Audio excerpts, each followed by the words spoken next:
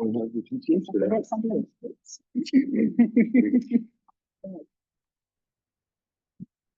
Well, good morning. Good morning. Good morning, everyone. On this last week before I know teachers come back next Friday, I hear it from my husband every day. And obviously he's keeps talking about August 1st. I can't believe it's here already. So yes. Yeah. And we do have a few folks that are usually on this ESP team that have some first stuff going on at their school. Correct, So they correct. wanted to be there. So Yes, I know but- clerical's been returning. Yeah, all the positions. So yep. But we are broadcasting and recording, so folks Right. can tune in, and that's been really helpful to keep everyone educated and up to date on what's going on. So Great. yeah, gave you guys agendas, and I actually for this one made a kind of a tracking list of just kind of everything we've got and what you've got, and Yep. kind of where we're at. Okay. And Good. so I think where we were last time we met on July 9th, mixing July and June, and we proposed, got everything out there. Yep. And I know we had a few items that you had proposed, and we've done some work on that. So Okay. I think it would. Yeah, well, I You go think, first? yeah, so obviously we have two things that we're here today to do, right? So Mhm. we have our counter to your economic proposal, as well as the language, we've kind of been going back and forth. So we both Yep. have some things that are still kind of hanging out there. Most of that we have for the language, we have the information we need for today. A few things we still have Yeah. on hold, but for the most part, we're Okay. ready to go through that today. Okay. So it's up to you. We can do language, we can do economic proposal, whichever way you think would be best to start. I think let's work on the language, because we also have a few things that we had held from last time Yep. that were, and then we'll see if we can do that, and then we'll. That sounds talk about good. language. Sounds good. All right. When I look disorganized, it's not because I am. It's just a lot of There's a papers. lot of papers. I fully So many understand. papers. No, we understand. All right, so I think it might take me, because of having the tracker the way you did, which I was praising you in our caucus before about how organized you are with that, and that's super helpful. So I think if we go down the tracker, that would be great. Okay. It's just that be patient with me, because I'll have to flip through, Yeah, right? that's Because that's fine. not how I And- had and we prepared to know, do like, it. I didn't make any clean copies from last time. Yep. So if there's something I've got my little printer, we can like print a page and then we can run copies. I was telling them how you travel with your printer. I do. Well, that's what, and thank you to all, we did some work before when we got here early, and we were able to print some things, and you let us make copies. So Okay, good. we'll- And it may be, like you said, if we don't have clean copies, we can just say if we're gonna TA something Yes. on the tracking sheet, Yep. and then we can go back and do that later. Yeah, because Okay. I've got the working document for today. Okay, Basically what we sent you last time, and this is the new date, so okay, we'll work it out. all right. All right, I'm gonna this is just me. I almost think it's easier for me to flip through and us to go to the whatever- tracker. however you Yeah, wanna do I it, just yeah. kind of was Yep. processing in my head. Nope, that's totally fine. All right, so 3.2.3, that was talking about the drug and alcohol testing. Yeah. We are still in a hold pattern on that.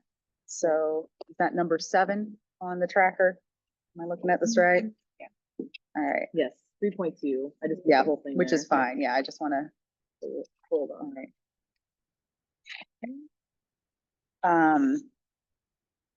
So 3.2. Now, when we looked at 3.2, I broke it up into each area, because Okay. 3.2 is a big area. So there's some that we're holding, there's some Okay. that we're willing to talk about here. So 3.2.3, that's still part is on hold. Okay. Sorry.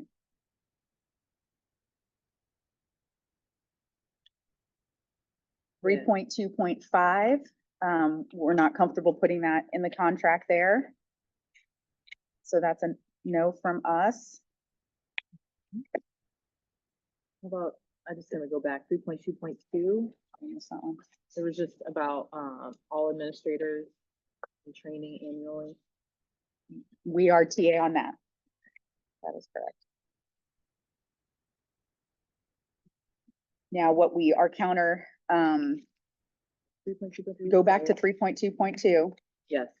All administrators shall, we want to say that they will be trained annually, but not a minimum of 1 hour, like, Okay. do you see what I'm saying? Like, So it say might not all take an hour. administrators shall have Annual training. a training annually in this. That would work, yeah. Yeah, or be trained annually, shall be trained annually. All right, so So, we'll just note this, and then when we kind of get through everything, okay, almost could print it as we go. that's okay. Okay. I think if we do this, so we'll be all right. HCTA changes. Yeah. Okay. And then 3.2.3 is a hold. That's all right. 3.2.4. Yes, sorry. All right. 3.2.4, that's a TA. 3.2.5 is a no. That's a no. Okay. 3.2.7, Mhm. what we are countering with, employees shall be provided a copy of testing results after the close of the investigation. Okay. So, striking no later than 5 days. So you would TA that with that change. Correct. Okay. All right. We'll talk Okay. about that, but All right. I appreciate that information.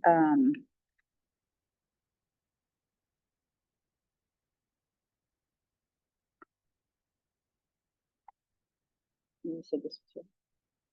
No, that one, so 3.2.4, we said that it says that the audio recordings and video recordings were kept in confidence by the independent testing laboratory, and Yeah. they don't do audio Okay, or video recordings, so we just don't believe that that fits there. okay, Assumed it was probably more related to the vehicles, but just don't believe it fits there, so we were not in agreement to so that's that. no, okay, thank Yeah. you, I want to make sure. Yeah.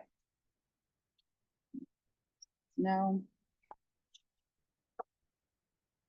3.2.10. We are not in agreement with this. I know you mentioned it was in HSEF, and we will be discussing that with them at the table. Okay. How about the second sentence? No employee shall be considered a positive test. Yeah, we're no for the whole section there.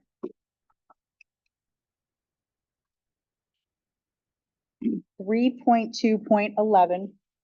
Oh, okay, I'm sure I'm doing it right here. I know it's a lot. The first paragraph of 3.2.11. Audio video recordings in a district investigator's vehicle shall be used solely for the purpose of documenting the investigatory process for the safety of the employee and the district investigator in relation to reasonable suspicion, drug alcohol testing under this section, and not for routine surveillance, employee evaluation, employee interview, or disciplinary fishing expeditions. For that paragraph, we are in agreement. Okay. And then we are not in agreement for A, B, or C. All right, letter D, when a recording is removed or downloaded from an investigator's vehicle to be reviewed for the purpose of or as part of an investigation of an employee's conduct, the employee will be given the opportunity to review the recording. At all such meetings, if requested by the employee, their union representative may be present. We are in agreement for that, letter D. Okay. And letter E, we are not. So again, the first paragraph and then letter D is we're in agreement with. Don't do that all right. Yep. Good job. Making sure. All right. All right. Okay. All right. Going to what I have next is 5.1. Yes.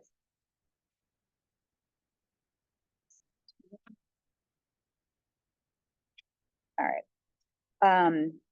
We're still consulting with professional learning on this. So if you just put a hold. 5.1.2. Correct. Okay. Yep. Yeah, we're working on that. in principle, we don't have an issue. We just want to make sure there's Yeah. not any procedural thing and some people were on vacation. So, Yeah, and I mean, and we're open to like, if there's something that can tweak it to make Yeah. it procedurally, I think, understood. Yeah. All right. Going to. We already TA'd that. 6.1.4 is still a hold. Okay. So that money wise, we want to see what the whole overall package looks like. All right. 7.1.1.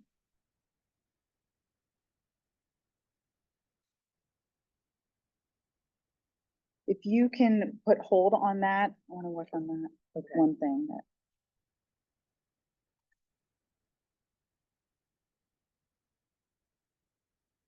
Going to 7.3.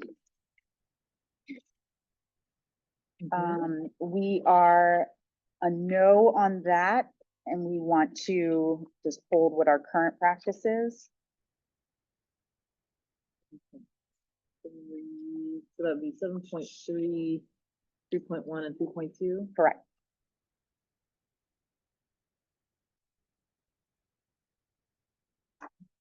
Seven 7.5, we already TA'd. All right. We both were kind of looking at 8.2 or 8 point, Yes. right? Yeah. So we worked on this. Okay. And we have, let's double check to make sure. Well, this is where Okay. we had presented the Yep, nurses yep, and for then the up to we- 7 years, yep, and then, yes. but also with the clerical being up to 7 years, so I know that was kind of going Yes. back to the conversation. So this is under 8, and we've got 8.1.1, 8.2.1, and a new 8.3. Okay. All right, so we on 8.1.1, we will accept the proposal of clerical employees shall be given salary credit for all work-related experience as a clerical employee up to a maximum of 7 years. Mhm. We were gonna strike the earned after July 1, 2023 to mirror, Got it. and I think what our nurses counter was supposed to also, because I think your proposal was also giving nurses 7 years. Correct. So we wanted those to match. Okay. So I forgot to add it down here in 8.3.1, nurses shall be given salary credit for all work-related experience as a nurse up to a maximum of 7 years. Okay. 'Cause I think that was your, Yep. All right, so good. So we'll discuss that. and then our counter on the paraprofessionals, 8.2.1, paraprofessionals shall be given salary credit for all Hillsborough County Public School teaching and paraprofessional experience as defined in this agreement. We wanted to be able to get them experience, coming from other Correct. areas, Mhm. but, and then we said, well, can we at least get them the teaching experience? Okay. So, Yes, and we'll look at the whole section, but Okay. yes, I believe that's what we proposed as well. Yeah. So that matches. Okay, So that'll be a TA for 8.2.1, and then I'll have to discuss with our team during caucus 8.1.1 and 8.3.1. Right. yeah. Okay. All right.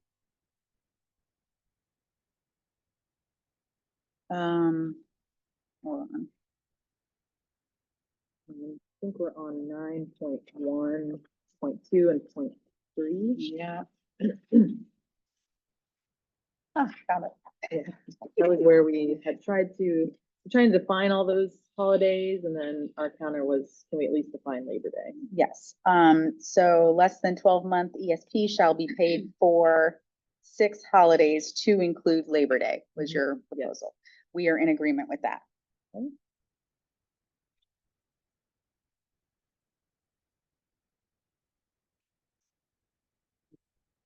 I think we had also, I don't know if it's in my copies here, but I think that also included, look here, I might not have printed it.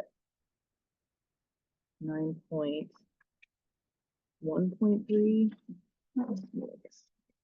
So 9.1.3, was 12-month ESP shall be paid for the following, for 13 holidays to include Labor Day. Mhm. So we had, in our original proposal had, I don't know if there in the copy, but we had originally proposed defining all those 13 holidays, and then there was a no, and then, so we did intend for both of those sections, 9.1.2 and 9.1.3, to say, will be paid for the 6 or the 13 to include Labor Day. Yes, and we're in Okay. agreement with that. Okay. 9.1.3 would be the, okay.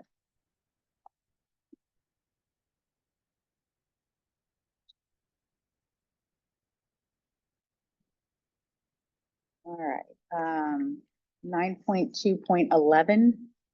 I don't see it on the tracker, but I just want to make sure, Yeah, maybe we had. before we go there, there was Oh, a, sorry. there was a 9.2 related to yeah, it was kind of a 9.2 question mark. Correct, yes. And the employees just being provided a 15-minute rest period. Yes, so we had, obviously we had adjusted that language last time to include that employees can ask as needed, obviously, and we are not in agreement to make this so restrictive in the language. Okay. So we want to leave the language as is there. Then we had 9.2.7. Don't have 7. I don't either, but I can print it. Can you read it to me? Yeah, this was 9.2.7. Paraprofessionals shall be notified. It had to do with schedules, tentative schedules, grade level assignment, all that stuff. Yeah. And it was, in addition, they will be notified of any changes in their tentative program schedule or grade level assignment for the ensuing year, including the school to which they will be assigned. Right now, the language says as soon as practical, and our proposal is as soon as possible, which should be no later than within 2 weeks of their first day of work or 2 weeks in advance of a possible change in their schedule, unless there's an unavoidable circumstance or emergency. Right, yes, so I don't have that right in front of me, but I do remember that we had that, and we want to leave that language as is, as soon as possible. We believe most employees are being notified in the spring at the same time as the teachers, but there's so many changes, especially with everything that's coming with federal funding and changes in some of our positions that potentially that we just don't feel comfortable adding that language at this time. I'll have a copy of it here. You said 9.211? Yes, so this was, Oh, yeah, yeah, striking school based. correct. So we're in agreement to do that. Okay. And that we believe is what's happening in practice, but I think it's good to clarify that it's not just school-based ESP that we Right. use comp time. Yeah. I did miss that on my tracker.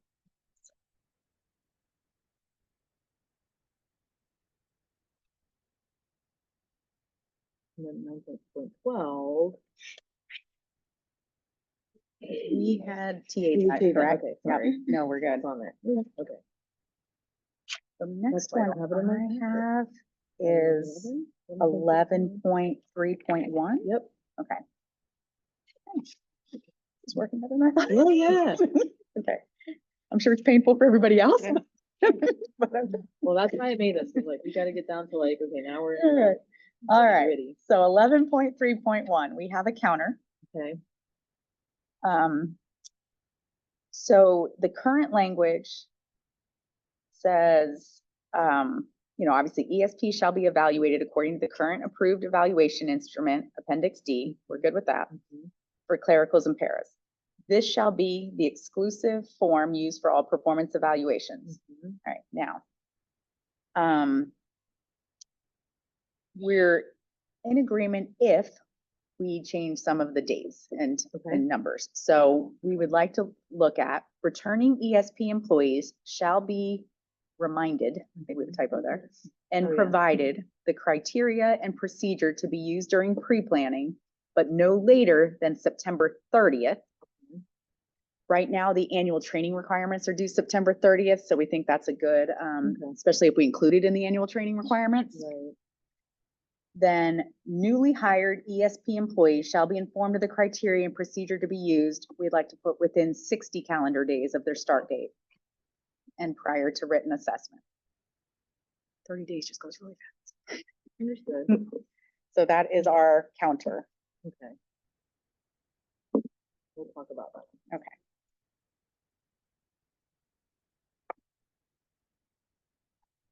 I think it's 17. Yep. Right. 17.7.2.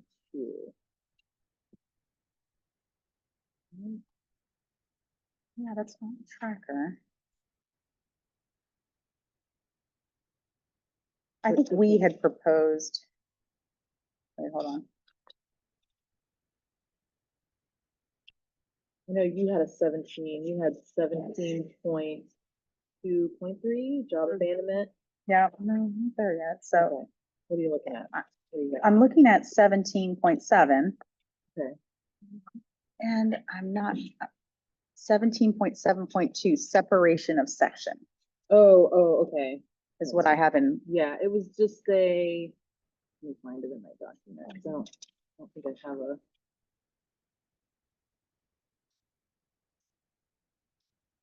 have it in my copies here. I don't know. All it was is, there was no change in language. Here it is, 17 point, what was it again? 17.7. Said HCTA to propose separation. Yeah, so what it is 17.7.2 currently says employees assigned to a new position shall receive orientation to the position, and when deemed necessary by the principal supervisor, shall receive appropriate training assistance during the regular workday of the first 2 weeks in the new position. Mhm. And it continues on to say employees who choose to participate. Oh, got it. We had just proposed Should separating separate those two into areas. a Yeah, new we did that, right? 17.7.3. Okay, yes, we're good with Yeah, that. so no change to the language, just one section. Correct. Okay, good.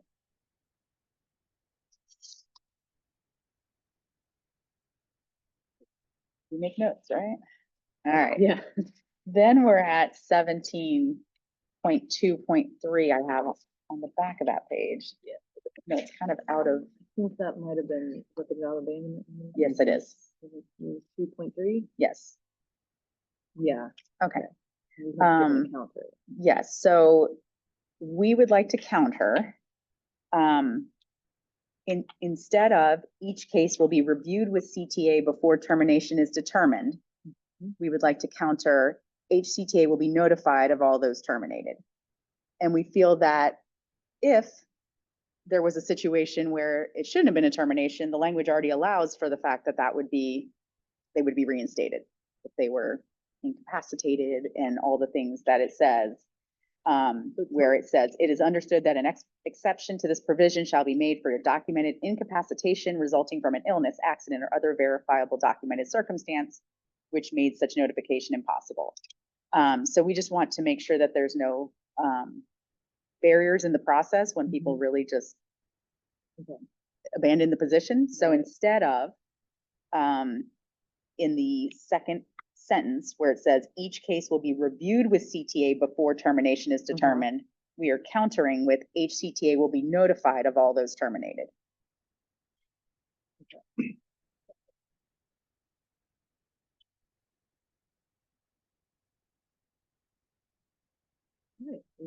Yep, and then if you have a member that you know's situation, then we'll be able to follow the next part of the language. Okay. Would the process be that each week or month or each time it happens, you'd send us a notification? Yes. Okay. Okay. Yes, So so it's kind of there. doesn't that happen- Each case would be sent. Correct. Okay. we're just not gonna committee it before, Mhm. so. Got it. Okay.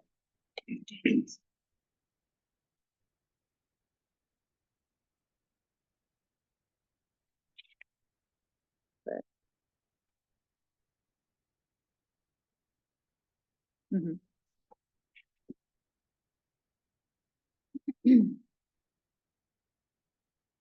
Yep, let her know, we said no to that. Yep, that's been withdrawn. it's just to clarify, when we separated those two sections, we're agreeing to the new 17.7.3 to be numbered as employees who choose to participate in professional development programs. But your original proposed 17.7.3, which was the micro credentials, that Right, that was withdrawn. So Mhm. just to clarify. Yeah. So Okay. it was just, Yep. There's a big. Yep. to it. And I think.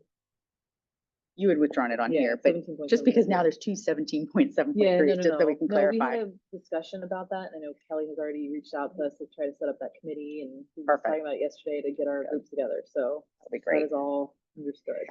A good question. Be clear. Yes, no, that's why I got Post-it notes over here. Everybody can keep me straight. All right. Well, and I know we're still waiting on the job abandonment piece, but based on, letter T was, Oh, yeah. Yeah, That's the, that's just the adding it to related the one. list of offenses. Isn't that 13.1.1? Mhm, Yeah, I think once we correct. figure out where we're landing on that, That'll that go would together. be related, yeah. All right.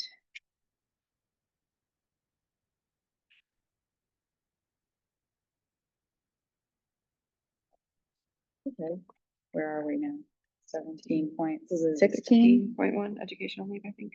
I know you had 17, 15, Mm-hmm, and we had 17, 16. Okay. So, yeah, okay. 17. So 17.15.1, we had proposed to you the, to change the maximum from 36 months to 18. Thank you.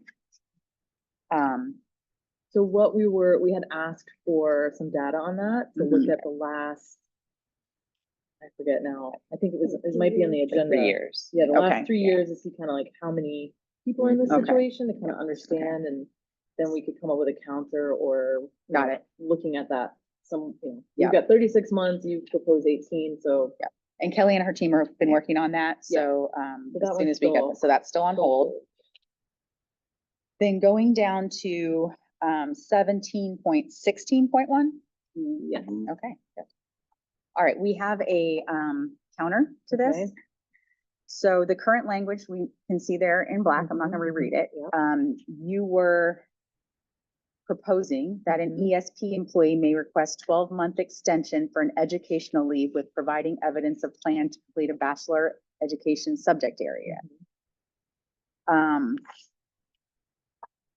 So we are countering, and then para-to-pro training shall be accommodated for that. That was all. That was withdrawn. struck, right? Yeah. All right, so what we are proposing is, upon an extension under this section, ESP employees who request the extension will be slated for the spring ESP pool. Okay. So just for Yeah. picture, so you go on an educational leave for 1 year. If everybody's allowed to do that, they still hold rights to their position at their site. If they extend with it, the only extensions that would be permitted for another 12 months would be if you're getting a bachelor's in education. But when you make that request for that, to make that second extension, we want those employees to go to the pool, so they're not holding I that see. position at their site. Right. Hopefully with the thought that they're gonna be coming back as teacher anyway. So we Right. just want to be able to free up that I see. position. So the counter is accepting that sentence, but Correct. then adding a sentence that says. Correct. Say it to me again. Upon. Yeah. Wordsmith that for me, all right. So Upon an extension under this section, ESP employees would be slated for the spring pool. And that's not pretty enough, but you understand what I'm Yeah. saying. You don't want to keep it as a temp position. Yeah. Correct. Well, at least have it like kind of in there, and Yes. we'll talk All about right. it. Got it. Clear as mud.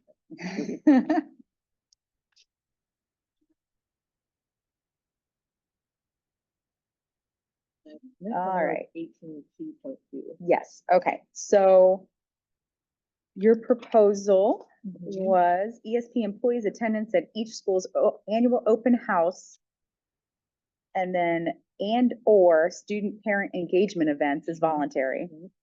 However, the parties recognize the importance of these activities to the school community. Therefore, ESP employees who attend open house or other student-parent engagement events at the request of their supervisor will be granted comp time for hours worked beyond the workday to be used or paid in accordance with 6.2. We are in agreement with that. We got that.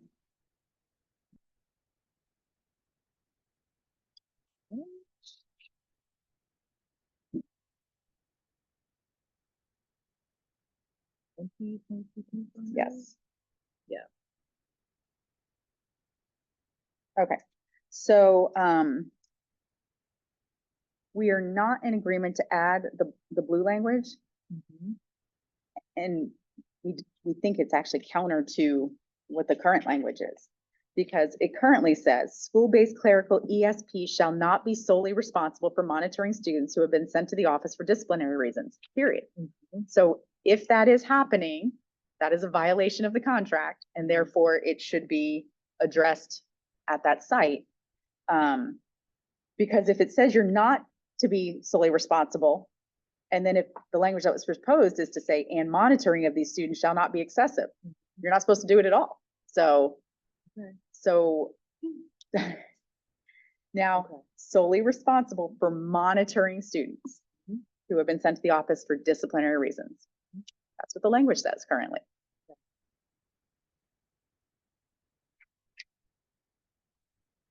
So I think, where this is coming from is where there, It is happening. where there may Yeah, even no. be a team, right? It may Yeah. not be just, Regina and I Right. in the front office, Yep. but then the Mhm. person that, the student is there like all day. Yeah. And now we're both ultimately. We Yeah, absolutely know. Okay. Now, there is a difference between being solely monitoring a student and it's, I mean, it has to be age appropriate too. Like Mhm. a high school student sitting there in the AP office waiting for a parent pickup Mhm. is gonna happen. It's a school. Right. Like, those are things that Sure. happen. And I'll say as an assistant principal, it was frustrating because you call a parent, they'd say they're on their way and 6 hours later, kiddo's still sitting there. So we understand those situations happen. We're a school, right? Where there's Right. going to be children around. But this language to me, now if we want to change the language from saying they're not solely responsible to saying they are responsible, but it shouldn't be excessive, that's one thing. But this language to me is counter, right? Because you can't say you're not responsible, but don't make it excessive, if that makes sense. Yeah. I hear you. Yeah, Let's discuss it. Yeah. Yeah. We'll talk about it. Yeah. I think, yeah.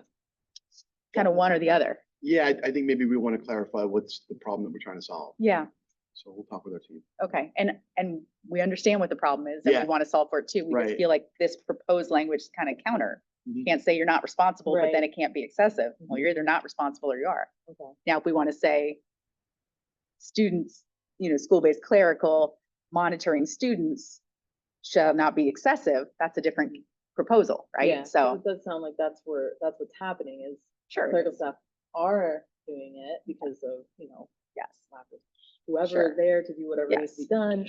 And we need to then make sure those situations are coming to us so we can talk about them in labor Correct. management. Correct. And I mean, like you said. And if what's it's a reasonable, one-off, like right, and if it is if a school.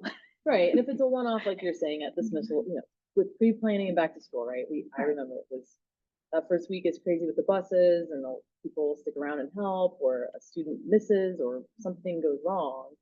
That's different than, okay, this is continual And there's- behavior issues where a Yes. student's been sent to the office because they're in timeout or. Correct. Yeah. And there's a difference between that student sitting in the lobby of Right. a space that is, and, hey, this child's been a challenge. I'm gonna go sit him in the bookkeeper's office with that bookkeeper all day when they're Mhm. trying to do their work. Two very different things. Right. Yeah, because, Speak as a An data example- processor. 'Cause- well, an example would be if you're putting a, disciplinary student in the front office and just say this student will not sit down, the student continues to get up, and obviously you don't want that kind of look for parents. Correct.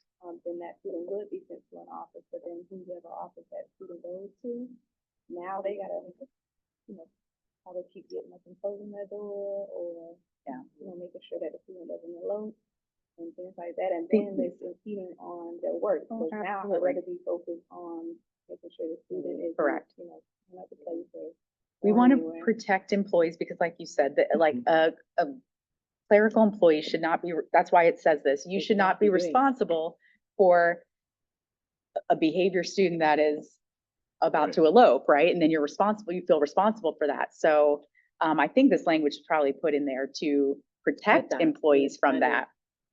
But we also can't have employees saying, there's a kid in the office, like, I Right, mean, well, and I it's think it is very specific for disciplinary reasons. Correct. This is saying they shall not be correct, solely responsible for that, like. correct.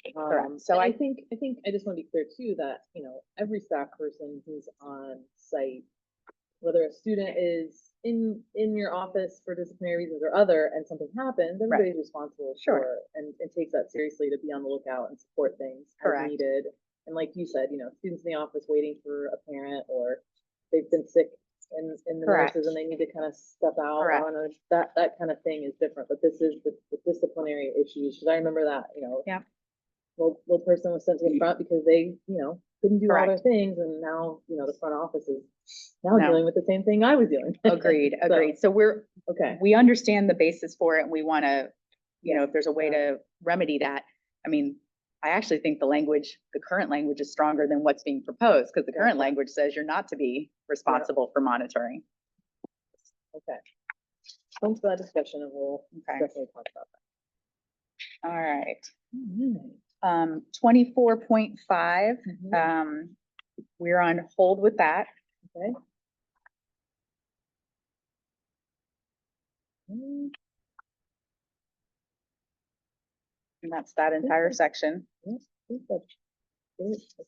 And then the other was just kind of some housekeeping stuff with the Yeah. agreement page and MOUs. And Yeah. now we do have some things for you. Because I think you guys had 15. Yeah, we gave you the 18, or sorry, 8.1.1, 8.3.1. And then Article 15, you all had a proposal for transfer language. Oh, yeah. So we have, There it is. so Thank this you. would be 15.3.8. Yeah. And it got printed front and back, so. That's good. All right, so you all proposed the language in 15.3.8, which is kind of what we've been doing, right? Like on the instructional side, once Correct. support allocations are confirmed with each site, a transfer period of 2 weeks will be established by the Division of Human Resources. Transfers for permanent ESP employees will be allowed within and between pool classification groups during this 2-week time period. At the conclusion of the support transfer period, new hires and transfers will remain frozen until replacement needs have been met. And that is to allow more flexibility and allow folks to move. So we're good with that language. Mhm. And we do have a counter on your proposal for that last piece about new hires. Our counter on this is new hires may be hired during the support transfer period after discussion and agreement between Division of Human Resources and HCTA, which is what we've been doing. Yep. We did that recently with our South County schools, and I think whenever we've done it, we've always said yes. And we were trying to think, was there ever a time where we were like, no? But I think just to, I think you understand our goal is to protect employees that are here, so they have that, first shot. And that was the intent of that language all along, and it's a different world. We know that, it's difficult right now with the state of things and in recruiting and Sure. all that. So that's our counter there. Okay, good. And we'll discuss it. Okay. Yep, that's understandable. Mm-hmm. And then, we do have 25. You all had, this is on the retirement benefit, 25.1.1. Yeah.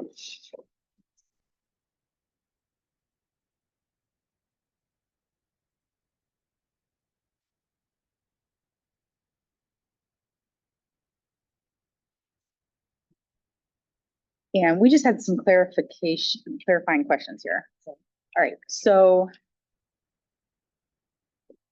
because we had proposed language, right? You have that as Mhm. well. Mhm. And then you're countering. Yep. And we're a little confused. Okay. So, all right. So I think I might have. Wasn't there, Yeah. what was it, 16? Okay, hold on a second. Okay.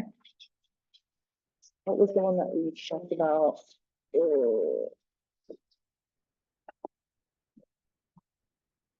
I might have missed a page in our printing here. Oh no, it looks right to me. What was that? Oh, okay. So, and we forgot to go over this when we gave you a copy of Article 8 with experience credit. So, okay. So when we look at terminal pay, and we've been dealing with an issue, we've got the situation where there used to be no investment plan for FRS, right? It was just the FRS pension, and to be eligible for retirement, you had to be, these are the traditional eligibility, right? 59 and a half, 6 years of experience, any age with 30 years of FRS. And then along came the investment plan, and now we've got situations where employees are separating. They are then being determined or being defined as retired by FRS, even if they didn't actually take a disbursement. They didn't actually retire. They maybe rolled their investment to somewhere else. So by the traditional definitions of retired, they're not there, which, that's your proposal, is then they would not be eligible for terminal pay. The issue though is that when these folks retire under these traditional, terms of 59 and a half, traditional FRS retirement, we've got language in 8.1.2 that then limits how an employee is placed on a salary scale. If they come back with, hey, I was on step 20, or in our instructional case, it's limited to 15, the retired retiree. So what's happening is an employee in this investment plan situation is being, penalized twice. They're saying, well, you are considered retired by FRS, so you can only be placed at this step, but you're actually not retired and eligible for terminal pay.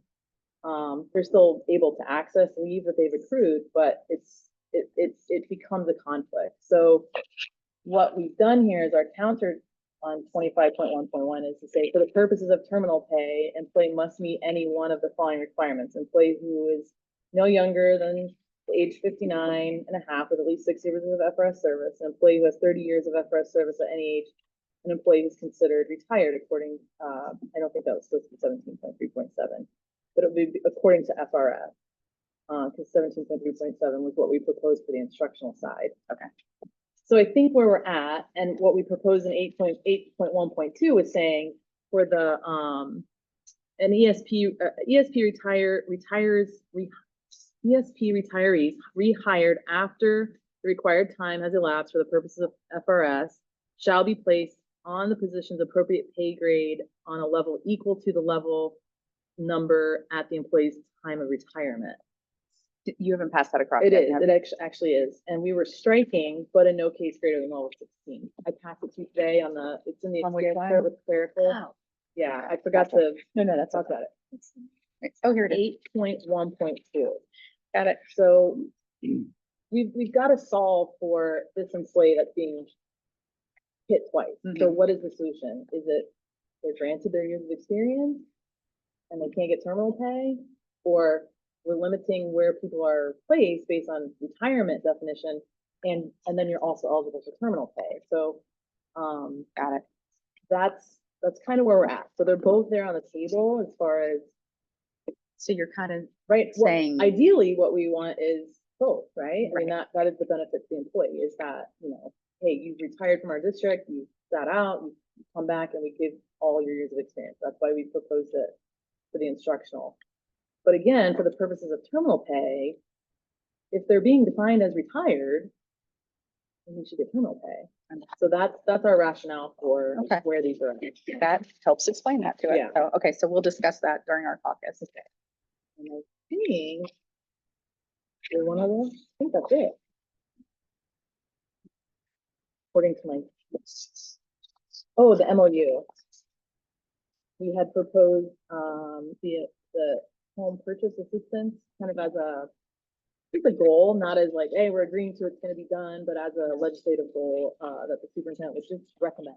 It wasn't even a requirement that it must be on the board's agenda, but with a long-term goal of having this ability. Okay. Yeah, we did discuss this, and we're not in a position to agree to that at this time. We understand the idea behind it. We want to continue to engage in those conversations, but just not as an MOU at this time. All right. Okay.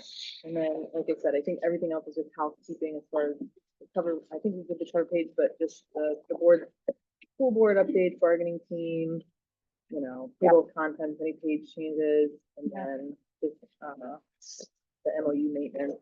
Okay. And then the dreaded index. We always love that one. So All right. No, that's all good.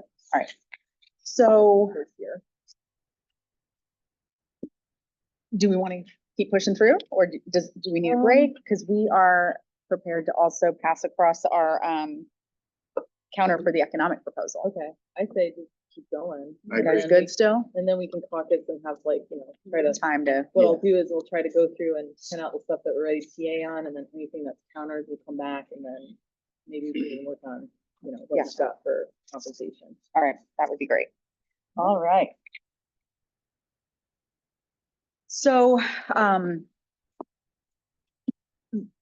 you know, remember when we look at compensation, you know, today we're here to bargain for our over 3,000 ESP employees.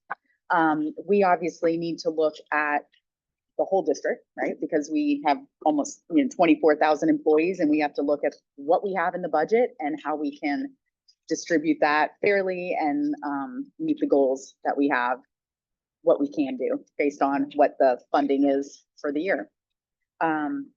There's a lot of uncertainty this year. I know you know that because it's been well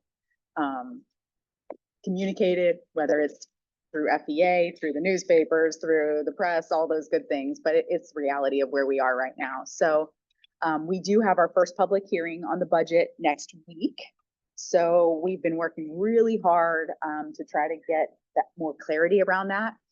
And it's not so that we all understand the process, which I'm learning now in my new role as general manager of budget. The year is not really closed out. The previous fiscal year, the books and all those things are really not closed out almost until the end of August, which is why that final public hearing for the budget is in September. By law, that's when it is. So we're still working through a lot of that, but we are obviously getting more clarity day by day, week by week. So Mr. Lewis, our CFO, is able to share a little bit of that clarity. Okay. And that's about how it feels, right? So, you know, a little bit of that clarity, what that picture looks like, so that just to kind of explain why we are kind of far apart on our two proposals right now. Just to put it out there. Ready? Yeah, ready. All right. Good morning, everyone. Thanks for, we want to say thanks for letting us have this opportunity to kind of explain what we know about the budget. As Danielle said, I'm also learning this. This is my first rodeo around this. We both drew the lucky straw, and every delay possible that could occur this year has. So it's been fun. But we just wanted to start with our biggest concern for last fiscal year is still the remaining fourth calc that hasn't been released by the state. We do know from FADS that supposedly the Florida Department of Education budget is short at the end of the year. We've heard 47 million. We haven't officially heard that yet, but we've heard enough talking that they are short. Now, if you remember back into the third calculation, they signaled that they were also short in funds, and there was a proration to our appropriation, which just means they basically decided to adjust how much money that we were going to get, and then they adjusted that down. We're not so sure what's going to happen with the 47 million, if that really will impact us or not. We're hoping that it will not. But again, the weird part of it is we're trying to close the budget out, and we do have a finite time where we have to have that closed out for a lot of different reasons. We're not certain that we'll have the fourth calc before that process gets completed. So in saying that, that's a concern for us. And we wanted to share what we do know, or we've heard, is about the Department of Education having a shortage right now. In addition to that, I know everyone on the table has heard about the challenges of the federal funds. Right now, the district is working on what does that mean? We're fully anticipating and hoping that we do have those funds. Again, I think it's important to remember they've just been frozen. They have not been eliminated. In fact, a little bit has been released. And so that's encouraging news. But that's about $25 million that could be potential. Now, obviously, that doesn't all hit the general fund, but it does hit the overall balances of Hillsborough. In addition to that, I think we're starting to see signals from the state and the federal government that there is going to be a little more active, a little more looking into how districts spend their money and through programs and evaluations and things. And I think that just leads to a lot of uncertainty about what happens for this current year, what really happens down the road. I think that's my main concern is what happens in 2 or 3 years. You know, what is the state of education? We see the emphasis put on not just public schools, which has been the pattern for ever. And now that we're seeing that there's a continued emphasis in the state of Florida for charter schools and family empowerment scholarship. And we're continuing to see that grow both in Hillsborough and overall at the state level, the amount of students in the FBS program and obviously the funding to support that initiative. And so in saying that, those are all the concerns that we have, and a lot of it is unknown and a lot of it's out of our control. And so we're hoping to do what we can. Obviously, we want to increase our students and recruit for that. But all that being said, when closing out this fiscal year, originally we had about $283 million in the general fund reserve. Over the last couple of years or a couple of months, because of the third calc shortfall, we were able to really monitor our operating expense spending. And right now we are projecting a $290 million fund balance for the end of the year. We wanted to share that because that helps set the stage for what we're able to maneuver through this current year that we're talking about as we plan. And so if we go back a couple of years ago, our general fund balance, and I know y'all know this, but it was helpful for me to understand this history. Back in 23, we had a $329 million fund balance. And I think in 24, a $395 million fund balance. And now we're at 290. So we've had a very healthy, high fund balance for a while. And looking at everything we're dealing with FY26, which includes health insurance going up, which is roughly about $25 million. Some things that we're going to talk about in just a few minutes that we've added to the budget. We are predicting an ending fund balance in 2026 of $205 million. One big piece to remember from that is 48 million of that is directly to support self-funding requirement for us to move that out of the general fund into a protected account to qualify. And our HR team could talk more about that requirement if needed. And so we wanted to emphasize that's not from a spending standpoint, but obviously that's a funding requirement shift that we have to make. I think a lot of folks knew that this was going to come because I think we've been very fortunate to have ESSER for a number of years. And the Gates, obviously, before that helped financially do a lot of maneuvering and ability to do some things in previous years. Not having those resources anymore is making us more reliant on the fund balance to do things instead of having other pots of money, if you want to call it that, to maneuver. And so with both of those options now taken away, we're completely relying on the fund balance, which is why you saw it drop to help balance the budget. And we'll talk about what we put in there for that. And so I think that was the wisdom of everyone at this table. Whenever the conversation started about the referendum, I think the wisdom there was we know that there potentially could be some challenges ahead. We still got to make sure we do something for our employees because that's important. And thankfully, we were able to do that. And thankfully, it was passed by our citizens that would allow us to offer at least some additional money. And I know that doesn't part of the general fund. I know it's a separate pot of money, but it's definitely an effort that everyone at this table had done to ensure at least something can be done. And I think that's a really good thing. And we're excited about it. And obviously, you guys know we were able to maneuver to start it early, which I think was really critical for all our people. And so we'll know more in the coming days. The second calc was released on Saturday night, so right at the deadline of when they required. So we're still in the process mode of all of that, and we'll have more by obviously next Tuesday, which we're still putting everything together. But we just wanted to give you this brief update about what we're seeing and right now what we're expecting for next year. Obviously, a lot more work is needed before the final hearing. But these are the results of the second calculation and what we're seeing right Now, Mr. Lewis, I did see on the news just yesterday that the governor stated that the state of Florida has the strongest economy in the country. But what you're bringing to us seems to say otherwise. Where's the discrepancy here? Maybe I don't understand the question, so. I don't really either. Quite frankly, the governor is touting that, we have record surplus, but it seems like everybody that is doing the hard work for students and kids in the state of Florida is not reaping the benefits of that great economy. Yeah. Sorry, it was really over. Gotcha. So I think one of the things that I've learned, I think is important as we look at it. I think the landscape of education is changing, obviously, in the state of Florida and Hillsborough. Certainly. I think, and this is what I tell my team and others is, we used to kind of be the only player in town, if you want to look at it that way, that we were the only education system for kids. And now I think, and charters has obviously been around for a while, and now the private schools are now being supplemented by the FBS program. That's becoming really popular. And we're seeing that enrollment growth every single year in our county. And I think, obviously, as that grows, it's not a one-for-one reduction of our kids in our district, but it's definitely taking some of our students away. So I think that's one of our challenges is we have either stalled enrollments, and that's, I think, where we're at. I don't think we're really declining, but maybe a percentage point or two. I think other districts in the state are facing more severe challenges with their enrollment. But I think that's a problem, is where we were on a growth pattern for a long time, we've kind of stabled out. So I think in the combination of not seeing really a growth in our enrollments, and you jump in. Yep, no. Growth in enrollment, and really not seeing a big radical change in some of the funding mechanisms by the state for this coming year, the 26th year, the BSA having a minimum increase, where we've seen much larger increases over the last 5 or 6 years.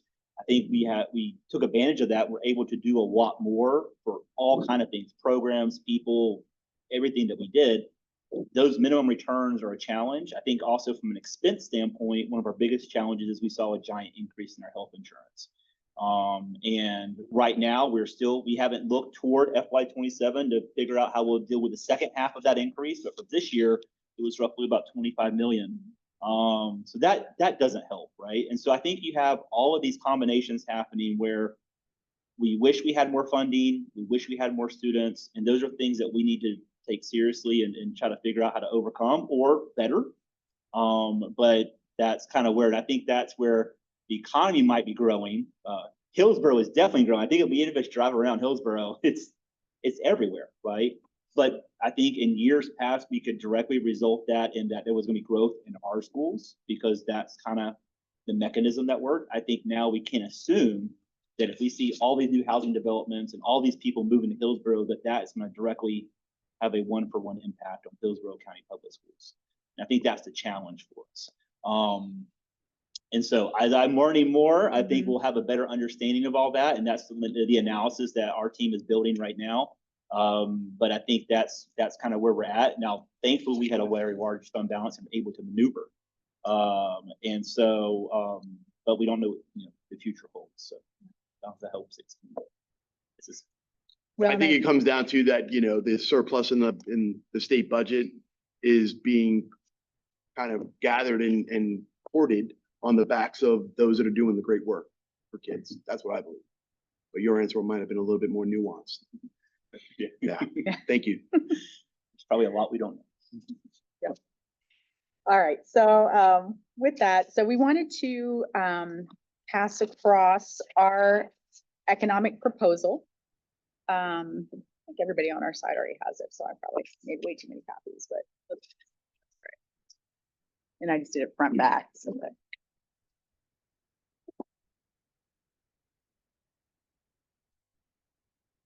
Okay. All right. So that being said, obviously, we know, and I'm not an economist to know if the economy is growing or not, but like you mentioned, it doesn't mean they're sending it to us, right? And that's kind of the challenge is we have to present an economic proposal that is within the budget that we receive. And that's just the reality of it. And we're not a business where we are for profit. So whatever they give us is what we are able to then use for our budget each year. We know that. Like Mr. Lewis said, the referendum, we know, and we've both sides of this table, we've said that is completely outside of this process, right? But I'm super thankful that in a year where we know that the budget's not good and it doesn't look like it's getting better. Like, I mean, that it's not, I'm not feeling super hopeful that next year, all of a sudden the state's going to give us a lot more funding. I'm thankful that the voters did. And that was from the hard work that your team, our team, all the external community partners did, that will be on top of whatever we're able to do this year. So I am thankful for that. Now looking at this, I'll just go one by one, and I have what you had proposed as well. So we are proposing that we leave the instructional support salary schedule as is, our current salary schedule, which we had done a lot of work over the last couple of years to get to that salary schedule. We know the compression that was when they moved us to $15 an hour. The rest of the world has to do it by September 2026. We had to do it in months. They made that decision that year in March, and we had to do it by October 1st. So that was a huge impact to us as a district. But we are proposing that we keep the instructional salary schedule that we really haven't even moved on it yet. That one that we agreed to last year with some, we did some really hard work to decompress it in a manner that was better than what it had been before, where there was an entire section that was $15 an hour for, I don't remember how many years now, it was like 10, like it was a lot of steps. So we would like to, all these proposals are on our current salary schedule. So number one, we are proposing that effective July 1, eligible employees in the ESP bargaining unit credited with a year of experience and advance one step or one step on their respective salary schedule. Do I need to put one step? Eligible employees must have worked half plus a day and have an effective evaluation for the 24-25 school year. Okay. We have that estimated at a cost of approximately $2.5 million. And your estimates, ours always tend to be a little higher because we're able to look at the actual employee fringe. So our units team, Becky and Catherine, they're amazing, and they're able to actually use what each employee's actual fringe is instead of just a general number. Number two, eligible ESP employees at the top of their respective pay grade on the instructional salary schedule, instructional support salary schedule, will receive a one-time top step payment of $1,000. Eligible employees must have worked half plus a day and have an effective evaluation for the 24-25 school year. All right, then we get into some of the proposals you made with regrades. What we did is we looked at ones that are critical shortage areas. So there's a need, right? We did some work last year on some of these, and so I'll go through each one. So number 3, effective July 1, registered nurses, which are job code 50804, shall be regraded from pay grade 34 to pay grade 35 on the instructional support salary schedule. As a reminder, last year we increased nurses from pay grade 33 to 34. This would be moving them from pay grade 34 to 35. Number 4, licensed practical nurses shall be regraded from pay grade 26 to pay grade 27. Again, last year they were moved from pay grade 25 to 26, and now we'd be moving them from 26 to 27. Number 5, effective July 1, parent liaison aides, job code 56101, shall be regraded from pay grade 15 to pay grade 16. Number 6, effective July 1, 2025, paraprofessional 3. Now you had written paraprofessional 3 behavior technician. Those paraprofessional threes are all on the same job code. Okay. So we are proposing actually that all paraprofessional threes, which there's not that many, Yeah.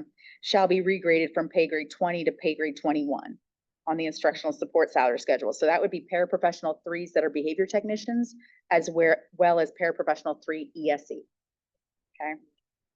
And again, last year we had moved that group as well. We had moved all ESE support employees one pay grade last year.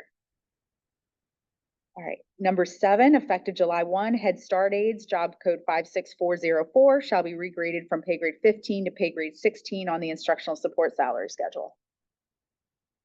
All right, and when you look globally from number 3 through number 7, which is all the regrades, it comes to a cost of approximately a little more than $1.1 million. And that is recurring because they're moving permanently. So that is a recurring cost.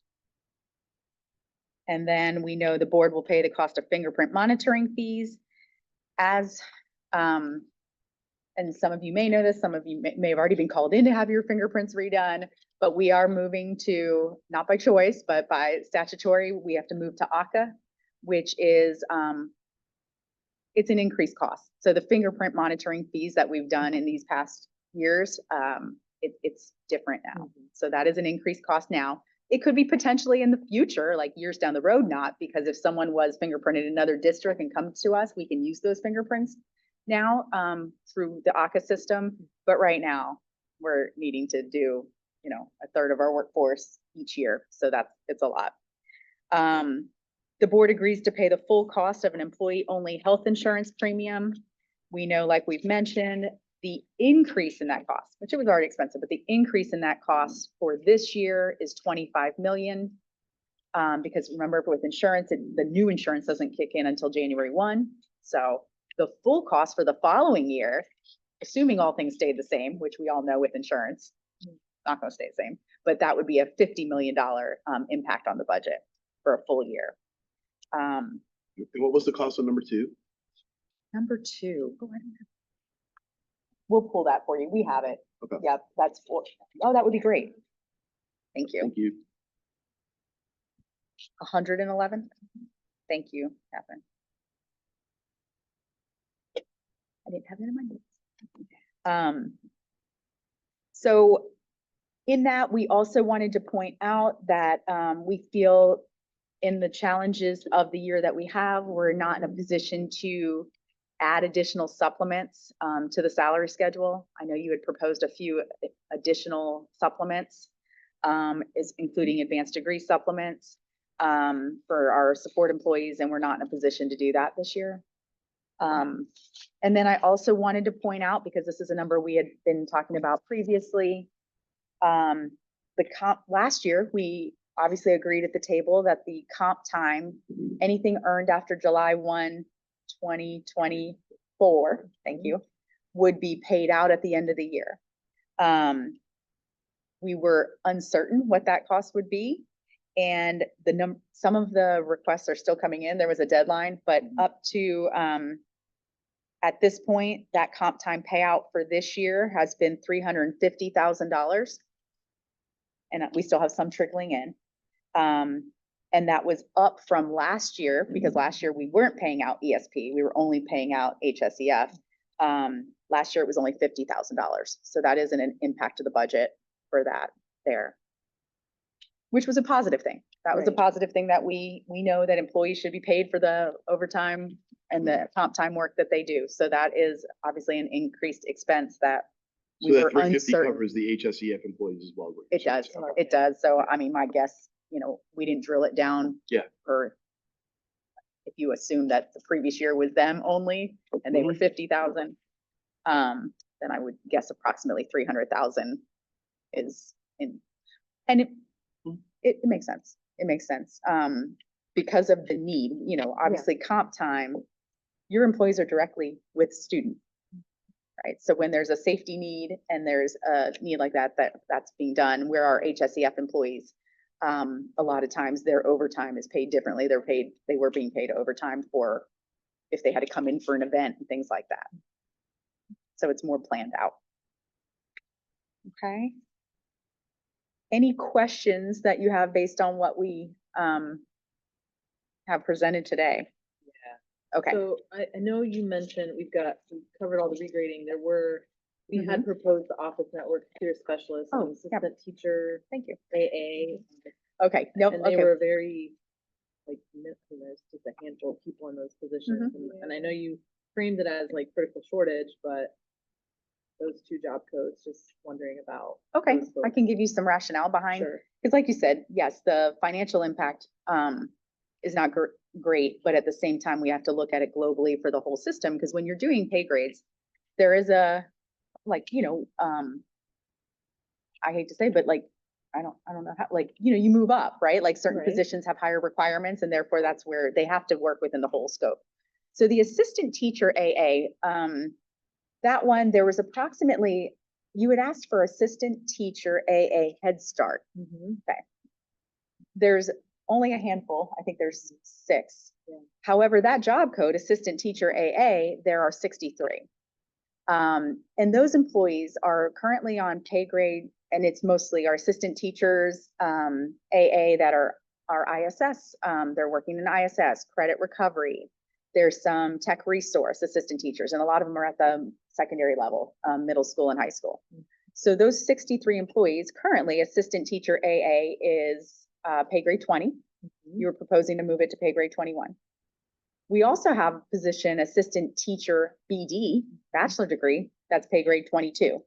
So we felt like right now that's pay grade 20 and 22, and we would just be compressing that because there was, moving them up to 21 and 22.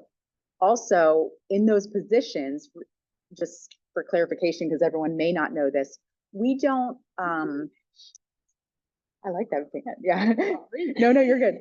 We don't allocate based on AA or BD, right? So if a school has an assistant teacher position, if the person has an AA, they're being paid the pay grade 20. And if they have a BD, they're being paid pay grade 22. Yeah. So that was our rationale, that it would compress those two levels between the AA and the BD. And that it's, like mentioned, it's not a critical shortage area, and it's, there's more than just the Head Start ones on that job code. Okay.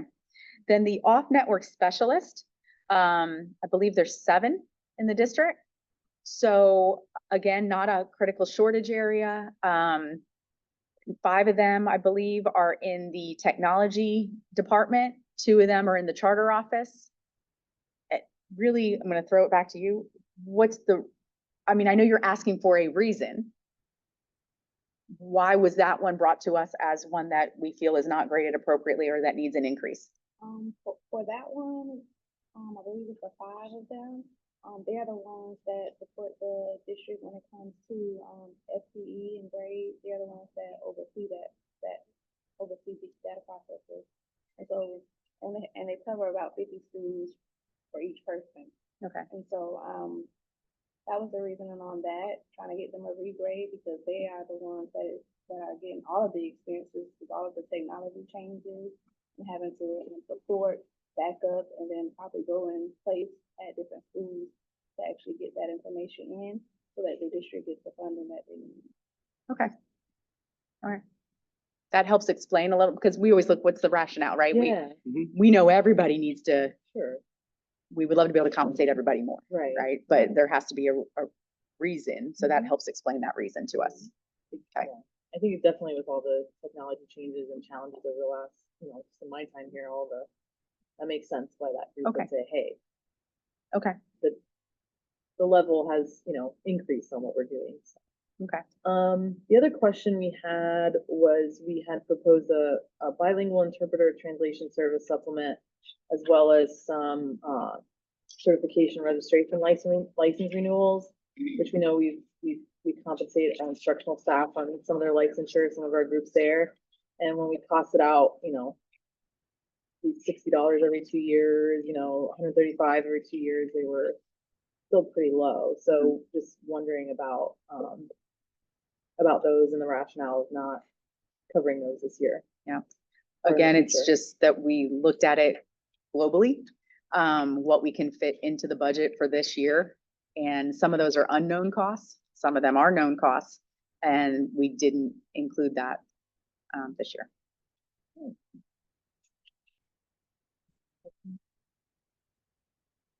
All right, well, so it's just about 10:30. Mhm.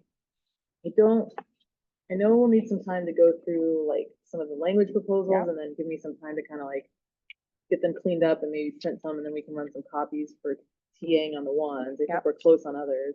And then we'll need to talk about the compensation and kind of look at that and Okay. see if we can work a counter or what we can do there. Okay, no, that'd be great. So I guess we could start with an hour. I don't know. Yeah, I don't know. We might need more. I think you'll need more. I Should we, think we'll need. so we could do, what, I know we're getting lunch here at noon. Okay. So we'll work for the next like hour and a half, what is that? That's an hour and a half. We'll have our lunch and then touch base with you and see, hey, maybe we need another 30 minutes or Okay. close or because we've blocked the whole day. Okay. But that's, we'll get our lunch delivered at noon and give you an update. Okay, Does that so sound good? we'll, Yeah, that sounds right. So we'll break until lunch. break Yeah. until lunch, And and then then at lunch, we'll give you definitely an plan for the update. lunch break, but Yeah. we'll let you know, hey, we're gonna work through lunch, or we think we can meet at 1 or Okay, 2, or I don't know. that sounds good. Okay. Yep, cool. All Thank you. right, thank you, And everyone. I- All right, so during caucus, we worked on all the language stuff. Okay. And I printed all new copies, but we only made 2 just because the copy machine, yeah. Hello. What's up? Well, I made just I'll two, just- two I'm kind of master copies, and we've got 2, and Yep. it's to try to go through and kind of put everything together that we, Okay, and hopefully has everything here that we can, things that we said we TA and all that. yeah, no, So, that's great. I went ahead and I just started with, the school board page. I printed this just for you all to look at and make any, I think we have an extra pen. yes. I think I do. I'm being hopeful that we will be signing some things, I so. can have an HCTA pen. Perfect, thank you. I will give it back. So, this, Thank you. thanks for I did giving me- find my old CTA mask in my console of my car, when I was traveling this weekend. Nice. So, right. So anyway, Back to so business. this is the school board and your bargaining team page. It's Yes. just kind of here, so, you can handwrite them in, or. Okay. If you want to come back to this, or. It's up to you all. I Yeah, just- if we can come back to this okay. page. Yep. Then the next page is our bargaining team, executive board, and FEA governance board, and this is all up to date for us, so. Nice. Yeah, we can do it. Okay, I just want to make sure we have everything. Yeah. done on ours. yes, agreed. Not that we would go back and forth. All right, we're doing. Yeah, if you gonna want, TA the both, yeah, and or do then you want to do one and then we make copies? if you want to make copies, that's fine. Let's do that. Okay.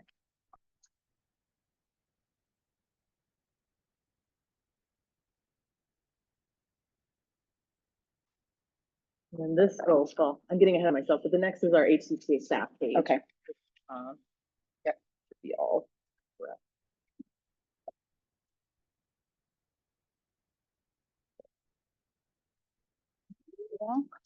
All right, so. Oh, and table of contents, we'll wait on Yeah. until it's all settled and Absolutely. done. All right, now we get into the 3.2. All right. So 3.2.2, we were good with what your counter was there. All administrators shall have a training annually in this definition. Perfect, yada, yada. We know that the 3.2.3 is still on hold. we actually have, Oh, you in- do? Okay. some of these we discussed during Okay. caucus. And then the other was 3.2.4, just the school board. Rather than the employer. I don't know if we wanna. All right, so looking at 3.2.3, all right. So, sorry, let me make sure I have this right.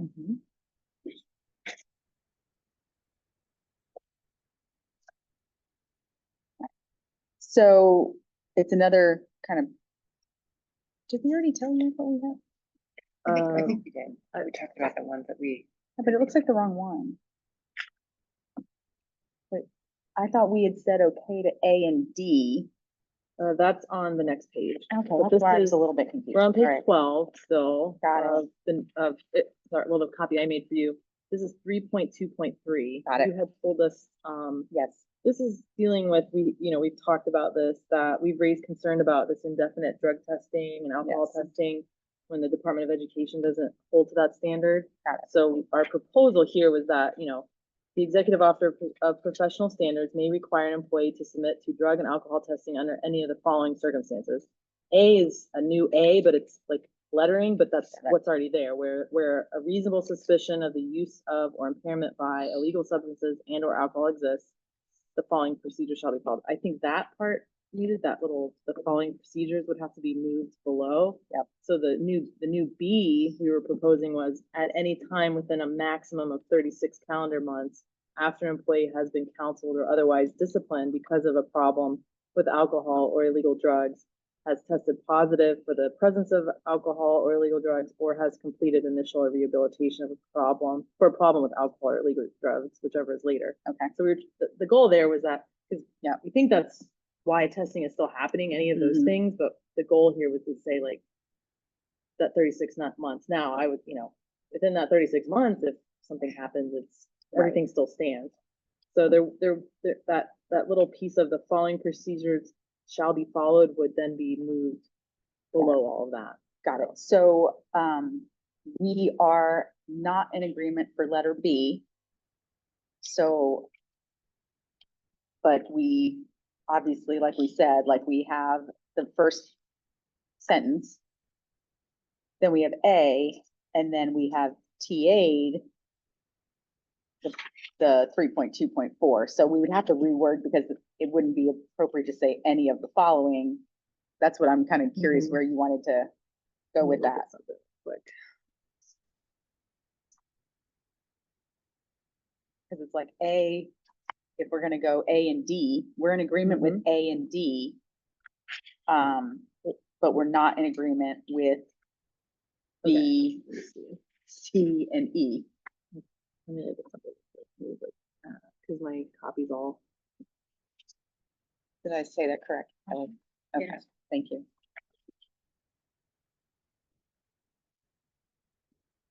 So I think it would still all stay as 3.2.3.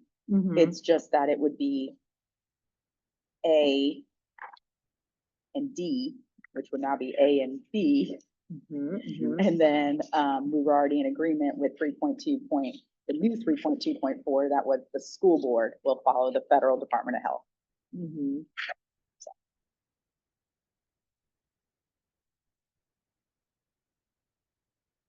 Well, that would still be A, right? Because the new on the copy I gave you, 3.2, if you're saying you're okay with changing school board from employer, but you want to keep the same as the current 3.2.3. A, Right, so Old right A. now, 3.2. new A. I know, well, So here's what we're in Should agreement either- for. The executive officer professional standards may require an employee to submit to drug and alcohol testing under the following circumstance. Okay. When a reasonable suspicion of the use of the current language or impairment by illegal substances or alcohol exists, the following procedure shall be followed. well, that's the problem. So like But the that's what language the right current now, language says is weird already. current language says where reasonable suspicion of the use of or impairment by illegal substances and or alcohol exists, the following procedure shall be followed. A, the employer will follow the Federal Department of Health and Human Services technical and scientific guidelines covering employee consent, specimen processing, and reporting of results. B, testing for the 5 standard drug categories will be conducted by the approved and contracted vendor Gotcha. for these health services and will require screening. Yep. And then you go to the current 3.2.4, which is all information, interviews, statements, etc. Got it. Okay. So we need to strike the blue proposed letter B, strike the proposed letter C, strike the proposed letter E, and the rest we are good with, but we have to obviously word it so that it makes sense. where the numbering would be. Uh-huh. I think what's easiest Uh-huh. is that for 3.2.3, Yeah. we would keep the current language, which I Okay. just read, right? Keep current. So, Got it. we So it just would say, kind of withdraw this, I guess. Now, we could still agree to update in letter A, the employer, but at this Yeah. point, it really doesn't matter. Okay, that's So fine. then, that's all well and good, because the school board, what's on the one I just gave you. Yeah. 2.2.4 is actually B in the current language, so. Got it. just- Okay, thank you. No, that's helpful. So then the new 3.2.4 would be 3.2 on their next page, 3.2.6. Employees shall be provided a copy of testing results after the close of the investigation. So it should be. Because on the next page, Oh, I was skipping a whole page. 3.2.4. Page 12. Okay, I'm following you. I was jumping ahead. did they get printed on front and I back? don't know. They got. Okay, I gave you don't a have new to packet. copy, Yeah, I gave you a new packet. Maybe. Cause you're using the one we've been working off of. Yeah, I think so. I'm gonna pass Just the now, torch you to had- Kelly for this part. We just got 2 copies. I took one and you I took think one. it's I under, know, love this. Oh, the new. yeah. I think it's under all that. I don't know. Let's see. I think it's maybe under there. Single-sided, all right, let me see. Is it under that paper right there? Maybe. Yeah, I that's it think right so. there. Right there. All right, There you go. There we go. Okay, so on page 12 there. I think you're gonna have a new chief negotiator really soon here. And I know it gets confusing because we didn't make enough copies for everyone. No, that's Okay, okay. Okay, so let's start over. So 3.2. Yep. 3.2.1 stays the same. Got it. 3.2.2. I believe we were able to TA this where it says all administrators shall have a training Good. annual. Yes. 3.2.3, we're just having this whole discussion, just 3.2.3, keep Mhm. current language. So everything that is there, all the blue and everything, just. That's striking all the a no. blue? That's just all a no, like to All just right. put an X through that. Got it. When you go to page 13, you'd already said no to, the detail in writing. The little B there that got strike, Yep, that's still part of That's- 3.2.3, so that's just current. put a whatever, Yep. X through that. Now, where we, do this 3.2.6, that should actually be 3.2.4. Employees shall be provided a copy of testing results after the close of the investigation. got it. Okay, that's where we're at. Okay, So that would be 3.2.4. and that was our counter and you're Yes, accepting that counter. Yes, but put a little B in there. Yeah. Okay. I know, I was totally looking at the old one. that's okay. That's all right. That's what everybody else is looking at too, probably. Okay. So then we were okay with what you described in the old 3.2.4, which would now be 3.2.5. And just, withdrawing the audio recordings from there. So, Right, okay. So really we'd just be doing a number change there. yep, And then 3.2.5 will become 3.2.6. No changes there. Okay. Then, the next part that has a little X through it where they would be provided a Yeah. list, we would still keep the current language of no employee shall be considered to have a positive test for taking medication as prescribed by their physician.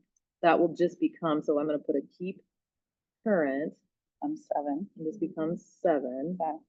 3.2.7. And then we now are in a new 3.2.8. Got it. I'm with you now. Okay, so I believe you were good with the first paragraph. Audio video recordings in a district investigator vehicle shall be used solely for the purpose, blah, blah, blah. Or we would withdraw that A. That was that, employees shall have the right to.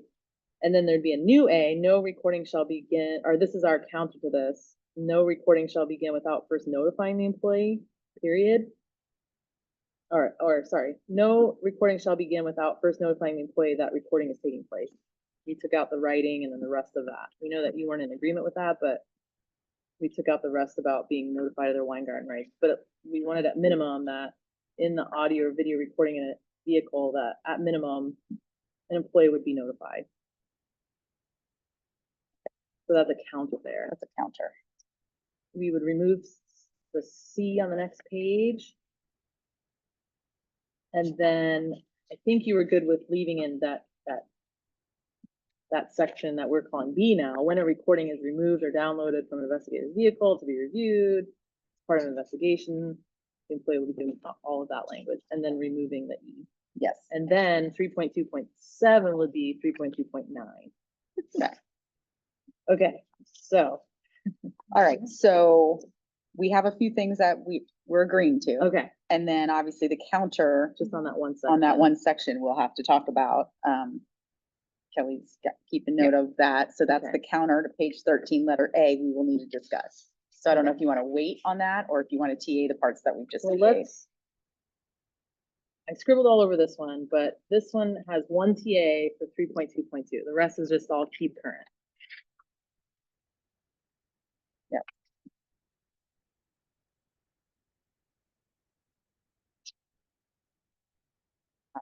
Okay, and then on, I'm gonna do, I did a TA here, TA here, and a TA here on the numbering. Yep. TA, TA, TA. And then this is keep current, 3.2.7, but a number. And then this is all new. Okay. Yeah. So.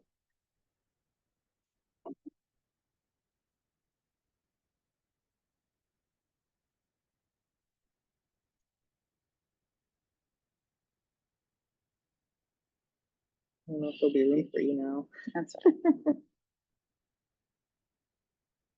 And then the 3.2.8 is just being left.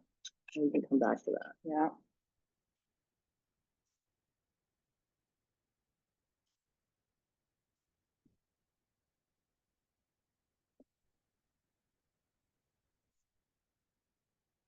It's still on hold.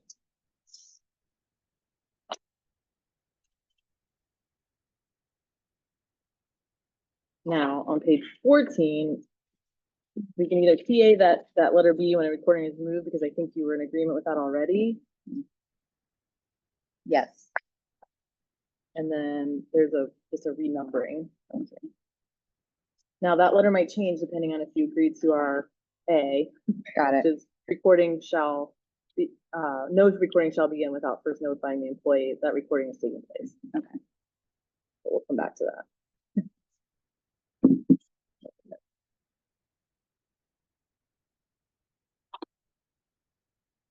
That's just, Yeah. okay. Okay, that one is Good. bumpy, but. Well, I we'll know get it's there. when- There's one little piece. in When we there. do pieces of I it, know, that's I where it know. gets hard. Okay, now we're back to 8, and this was, the experience credit and placement after retirement, so I'll Yes. just kind of walk through. So 8.1.1, clerical employees shall be given salary credit for all work-related experience as a clerical employee up to a maximum of 7 years. Okay. Then in 8.1.2, all that language remains the same, but for the last part, when we look at ESP retirees, the last sentence, rehired after the required time has elapsed for the purposes of FRS shall be placed on the position's appropriate pay grade on a level equal to the level number at the employee's time of retirement, and striking but in no case greater than level 16. Okay. So, and then we have the paraprofessional and the nurse's language. Got it. And that's it. So, Okay, so I want Okay. to, I'm following my I little know. here too. And I know that we talked about the placement of retirement being tied to terminal pay Correct. and how we can kind of, what can we do there? Okay, so to really throw you for a loop, so if you go back to 5.1.1, no, sorry, 5.1.2, for the lack of numerical order, we did get some information on our para-pro test. Oh, okay. Okay. I don't think I made it. So in 5.1.2, The current language says, once an ESP is tested and or certified for a classification, they shall continue indefinitely to be certified by the classification. Testing expense may be borne by the employee. So your proposal is, or in the case of the parapro assessment, has the documented equivalent documentation from another public school district that meets the established requirements of HCPS. So we are in agreement for that. Okay, So 5.1.2. okay. I will print a copy. Yeah. Yeah, we had a few that we were able to get information. Zoning is working. Okay. It would be good. Oh yeah, all my stuff is in order.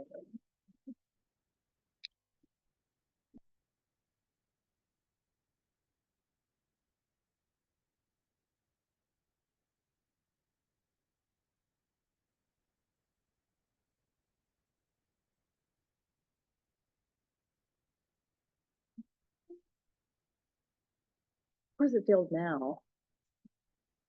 There we go. Just sleepy after lunch.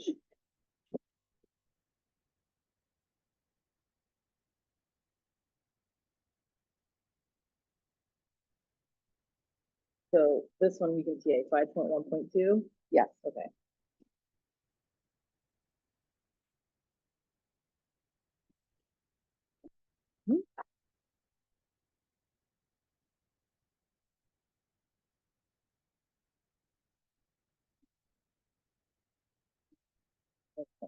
Now back to 8.1.1 Okay. and 8.3.1. Yes. So what we are countering, proposing that it says, let's just start with 8.1.1.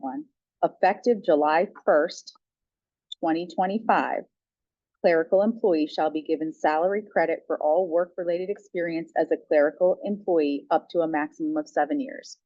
So basically accepting what you're saying about that they can get 7 years worth. Current employees can still submit for that 7 years worth, but it will be effective like this year. We're not going to go retro. We'll give them retro credit for those 7 years, but we're not going to go back and give them retro pay for past years. So it'll say, and we've done this in other areas in the past. So effective July 1, 2025, they can now resubmit any, if they already did last year's, because we started this last year, they can then do the previous 6 years before that if they worked as a clerical outside of the school district. Did I communicate that correctly? Does that sound? I think so. Okay. So effective July 1, 2025, and then the rest of it as we've written there. Okay. Same thing with 8.3.1 to mirror it. Effective July 1, 2025, nurses shall be given salary credit for all work-related experience as a nurse up to a maximum of 7 years. So that's what we're proposing for those two. Okay. Yeah. We're good on that. Yeah. Now, 8.1.2, again, like you mentioned, it goes with terminal pay. So can you put a hold, and then when we get to that section, we can discuss these two. Yeah. in And what about collaboration. 8.2.1? Yes, I think that was our proposal at some I point. think so. So yeah, Okay, so we're gonna TA 8.1.1 with the effective July 1. We're gonna Correct. TA 8.2.1. correct, And we're gonna TA a new 8.3. And then correct. we're gonna come back to 8.1.2. yes. Yes, For 8.2.1, did they qualify as well for the 7 years? Or no? they actually get all. So Okay, paraprofessionals are given salary credit for, and that's only for HCPS experience. But if they go from teacher to para, they get their teaching and their para experience on that. That is not for external experience.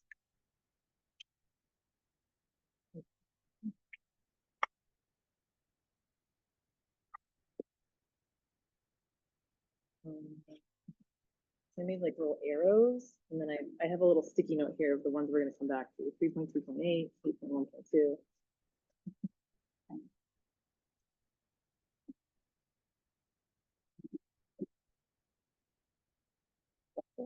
For now, no.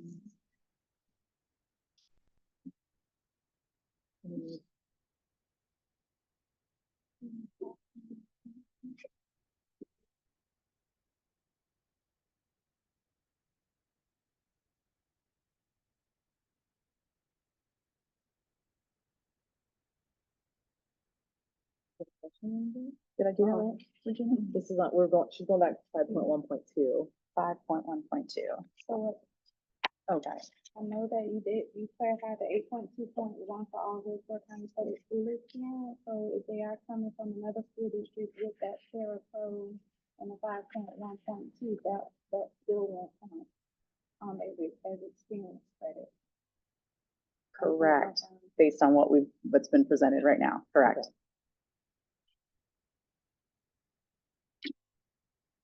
Even if they, I mean, we gave you the national standard. No, we're taking that for their because it was presented as just them being qualified for the job and not having to retake the test. Right. I don't believe you presented anything for para job We- experience. We did originally, Right. so this was, yes, that this would count, like if they took a test somewhere else, that would count as they've covered it, they don't have to retake it. Mhm. We did propose in 8.2.1 originally, we had made a proposal that paraprofessionals shall be given salary credit for all experience from other school districts and all Hillsborough County Public School teaching and paraprofessional experience. But they said no to experience credit from other school districts. So what we were, Okay. what we had presented was paraprofessionals shall be given salary credit for all HCPS teaching and paraprofessional experience as defined in this agreement. Right. We had at one point though proposed Got it. experience from other districts, which you said no to originally. Because they might not have the same qualifications Right. from another school district, and then that's when we brought the qualifications of the para test to show that if they come from another school district with that same test, the practice test, then we prefer that they get the credit, but we are in agreement if they don't have that test. Put a hold on that, please. Okay. Yeah, So 8.2.1 yep, is, because at the Still on time we there, okay. hadn't agreed to the other one, so. yeah, That all makes and that's sense. my mistake for not. That's okay. Okay. So just put that, we will revisit that during our next Okay, so- caucus. So put a hold on 8.2.1. Yeah. Yep, Yes, so I'm just gonna cross out our TA here then. and I'll just put it, right? I mean, Well, because, what we're going, like, because yeah, keep this one TA, because we're saying that we'll accept that as an acceptable test. But what we need to then look at is how does that now impact experience credit? So we may need to just work on 8.2.1. correct. So right now, we've agreed, both of us, to HCPS employees moving from, they get all of their current para Yeah. and current teaching experience as a Correct. para. Right. What we will revisit when we caucus is whether they can get outside work experience up to a maximum Gotcha. of 7 years. So are we just agreeing to, we just TA'd it, but we'll just. We're in agreement with what's there, but I think Okay. we have to visit whether we are willing to revisit that. Okay, got it. So 8.1.2 and 8.2. We didn't discuss that in caucus because that wasn't really part of what we had brought. Yeah, and I think it was kind of what we meant and it just kind of got lost. in Yeah, the- no, I understand, Yeah. and I hear what you're saying, and I'm glad you mentioned that, Regina, because I Right. think that's valuable Yes, thanks for bringing that conversation to have, so. Okay. So actually still on this same page. Yeah. 2022, there is the less than 12 month. Yep. And I know we TA'd that, so. Correct. I'm gonna TA. No, it's okay. No, that was good, because we didn't discuss that.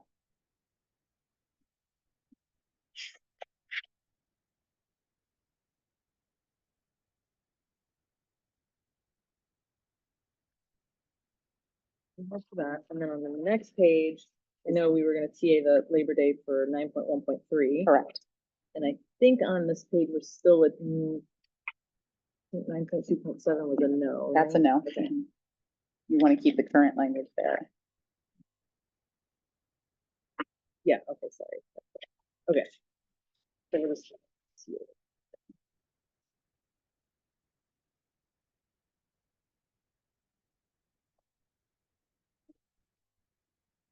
Now on to page 24, the new packet. 9.2.11 is just striking school base.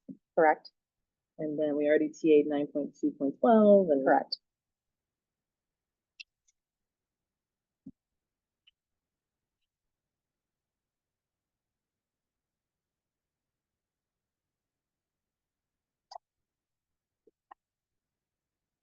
Now, on to 26, forms and procedures, 11.3.1.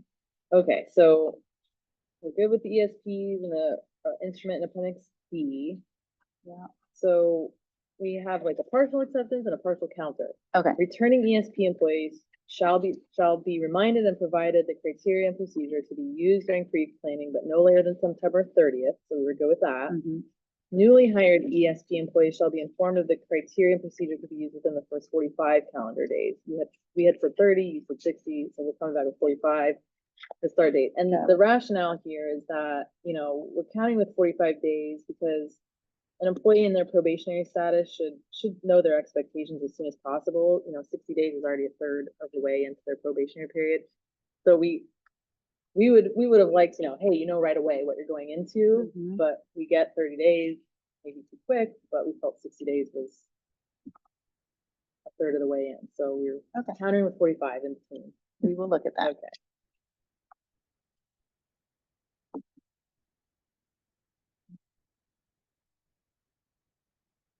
All right.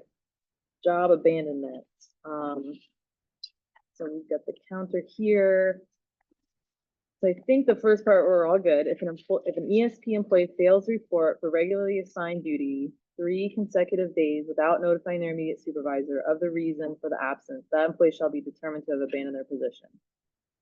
And we were good with HCTA will be notified of each case. Mhm. It is understood that an exception to this provision shall be made for a documented incapacitation resulting from an illness, accident, or other verifiable documented circumstance which made such notification impossible, and in these cases, the ESP employee shall be reinstated to that position. Okay.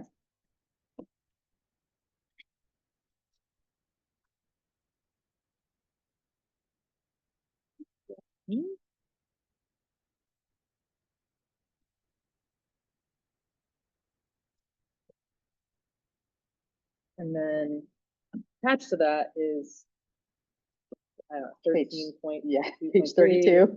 adding the little letter T down there at the bottom.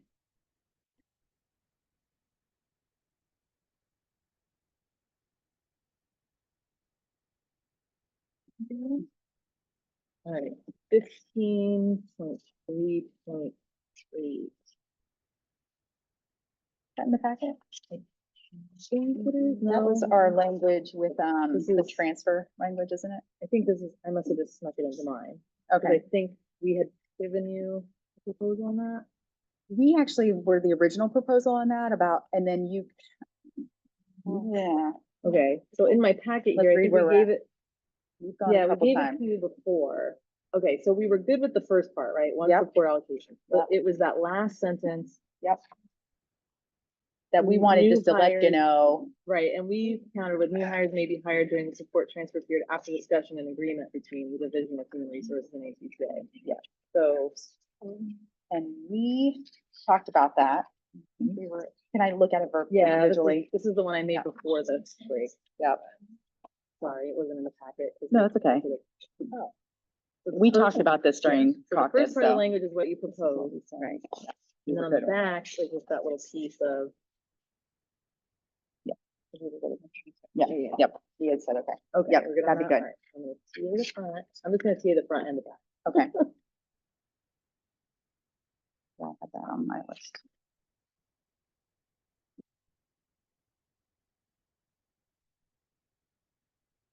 Mm-hmm.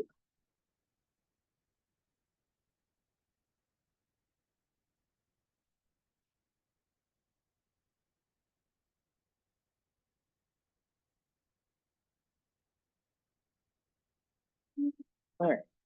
Now we're on to 17.7.1. Is there 17.2.3? Yes, so we had already TA'd 17.7.1, and remember, this was just, we were just separating out a sentence there, no changes. We're withdrawing the micro credential, but it was Mhm. just moving employees who choose to participate in a professional development program conducted after the workday shall be granted comp time unless specific stipend is offered. It was just making it its own section. Okay. That's good? Yep. Okay. I'll just go there, just proposing a separation. All right, let me, okay, Okay. we're talking about our HCPS professional development programs. I think so. Is that the- Well, so if we can clarify that we're in agreement as long as it is our HCPS professional development that's offered with HCPS, not that you take it with an external.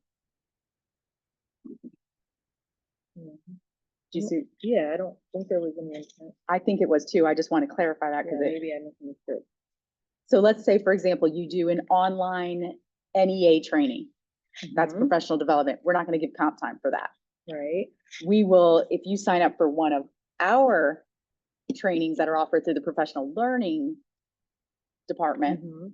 and it's after work hours, Right, and there's no stipend offered, then you would get comp time for that, right. the ones that we're offering. Is by separating, is that changing it? Because I think, you know, It kind of is. is it? Okay, Yeah. so the whole section in service, when ESP employees desire to attend a conference, convention, workshop, et cetera, during their normal workday, they will present a request for approval of the trip to their principal supervisor at least 2 weeks in advance of the trip. If approved, attendance shall be considered temporary assignment for duty elsewhere. We already TA'd that. Correct. The current language, employees assigned to a new position shall receive orientation to the position and when deemed necessary by the principal or supervisor shall receive appropriate training or assistance during the regular workday of the first 2 weeks in the new position. Employees who choose to participate in professional development programs conducted after the workday shall be granted comp time unless a specific stipend is offered. Now that I'm hearing you read it, Uh-huh. we would want to leave the language as is, Okay. because that section was all together, because it's all related to employees that are assigned to a new position. Okay. So by separating that, that creates a different Okay. scenario. So that's just a no to the Yes, separation. correct.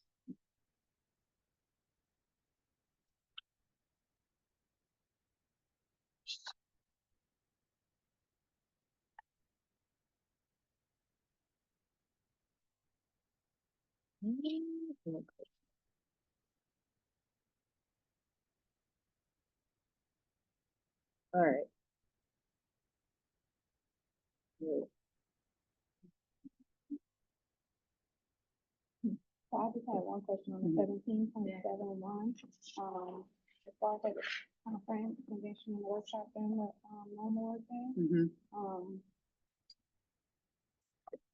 what would that include? When when ESP employees attend a conference, convention, workshop during their workday, they present a request for approval of the trip to the principal at least 2 weeks in advance of the trip. If approved, attendance shall be considered temporary assignment to duty elsewhere, which would be like school business. Like, let's say you were being, like, when you go to the FEA convention, you have to present that to your supervisor. That's a little different because that's in the contract already, but Right. let's say it was something different. And your supervisor was like, yes, I'd love for you to go to that data processor convention. I don't know if there's such thing, but I'm making one up.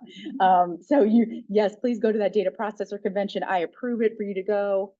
You'll be counted as school business. Okay. Does Yeah, that make sense? Yeah, Am I I saying think that that seems pretty clear as that was like, Yeah. it Oh, was it's already approved. happening and Yeah. it's gotta be approved. So there, Correct. let's say it was happened to be any micro-credential thing that was Mhm. related directly Mhm. to whatever that employee was doing, and they talked to their supervisor and they said, Yes. actually, that's great. Yes, It would be approved. correct. If it was, the supervisor has the Yes, right of yes, yes, approval, yes. but Right. yes, If if it they was- approve it, it'd be Okay. school business. Got it. Mhm. Cool. Okay, so now we are on to 17. Mhm. 17.15.1, we're still holding on to We are. information when we get it. We pulled information, but Okay. it doesn't, we have to drill down by employee to see which ones are currently, we just have total numbers, so it's not Okay. giving us the information that you need in order Yeah. to really, Yeah, just understand like The volume. impact of- Yeah. Yep. So we're gonna have to drill deeper on that. Okay, all right. 17.16.1 is the educational leave, Yeah. and you had countered with we had said an ESP employee may request 12 months of extension for an educational leave with providing evidence of plan to complete a bachelor's in education subject area, which was agreed to, but then you all had countered and said that as long as we include upon an extension under this section, the ESP employee would be slated for the pool, and we're in agreement with that. Okay. It probably should be the Yeah. ESP. Correct.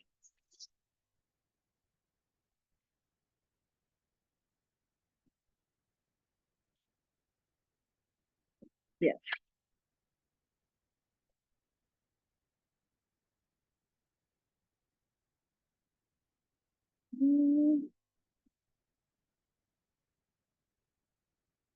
Now we're on to 18.2.2. Ask you a question real Oh, quick. yep. That one was still on hold. I'm missing did we do 17.2.3? I had that CTA was reviewing. Did we already do that one? I think we did it. Job abandonment? Was that job abandonment? Okay, good. Thank you. I forgot to put my check mark. Yes, Thank you, Dr. Patton. 17.2.3, yes. Yes. Forgot to check it off the list. I know. All right, Crazy. we're good. Okay. Now we're on 18.2.2, and I think this was all good. I just made a nice clean copy of the TA that this is the ESP employees' attendance at each school, annual open house, and or student parent engagement event is voluntary. We recognize the importance of these activities, and then therefore ESP employees who attend open house or other student parent engagement events at the request of the supervisor. Yes, we are in agreement with that.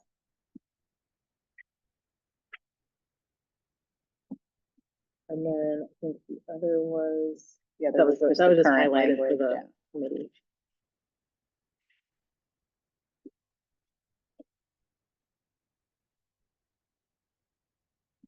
And now on to, I didn't print anything for the insurance committee, but some of that language is still on page 65. I left that as a hold. We had some feedback on that. So this is 24.5. You need a page number? Maybe 64.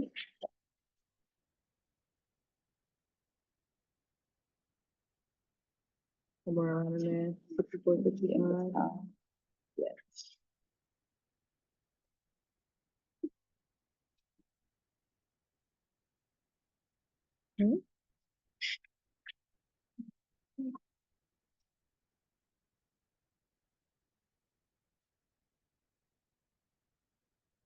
They have those. Was it 24? Oh, wait, here's my pile. I was no wonder I'm missing some. Oh, no, I know, you stack gotta over like here. keep track of this file and that file. Yeah. page I got it. 64. It was lost, now it's found. Yes.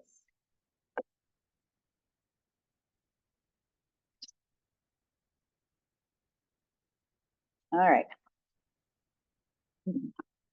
All right, looking at 24.5.1. Mm-hmm. So we have a counter, which really more reflects the original language. Okay. But the only thing that we're in agreement to do is we would like to in 24.5.1 Mm-hmm.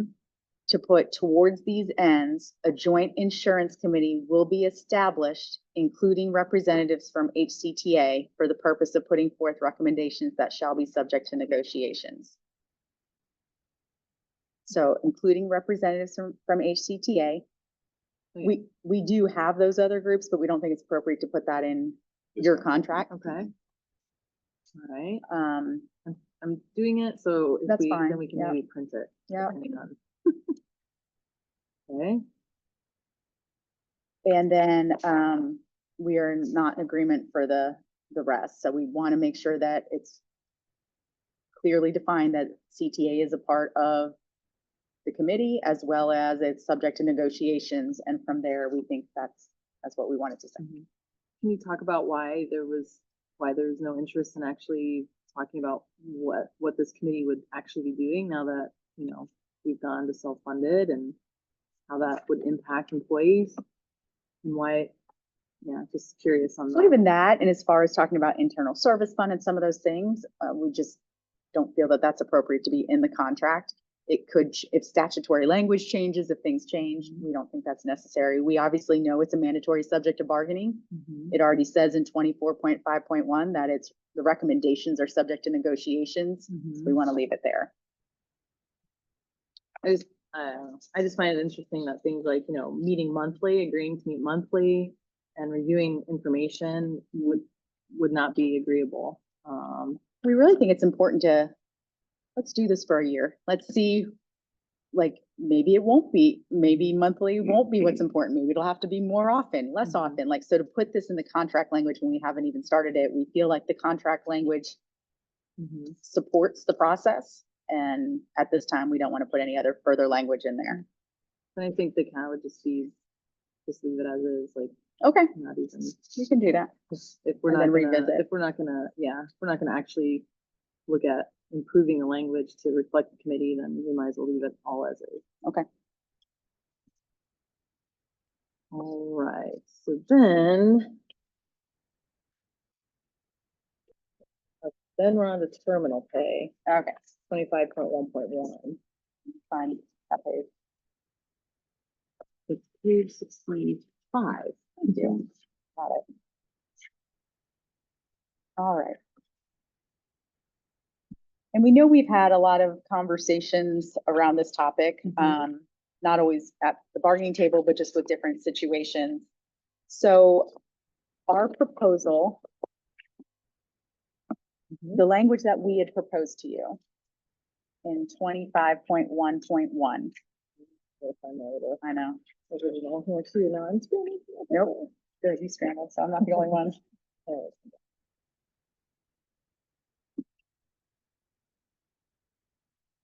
The current language says, in order to encourage and reward ESP employees who exercise particular care in the maintenance of their personal health and job attendance, the board will provide terminal pay to ESP employees upon termination of employment at retirement or to their beneficiaries if service is terminated by death. ESP employees shall be provided terminal pay upon termination when selecting the deferred retirement option.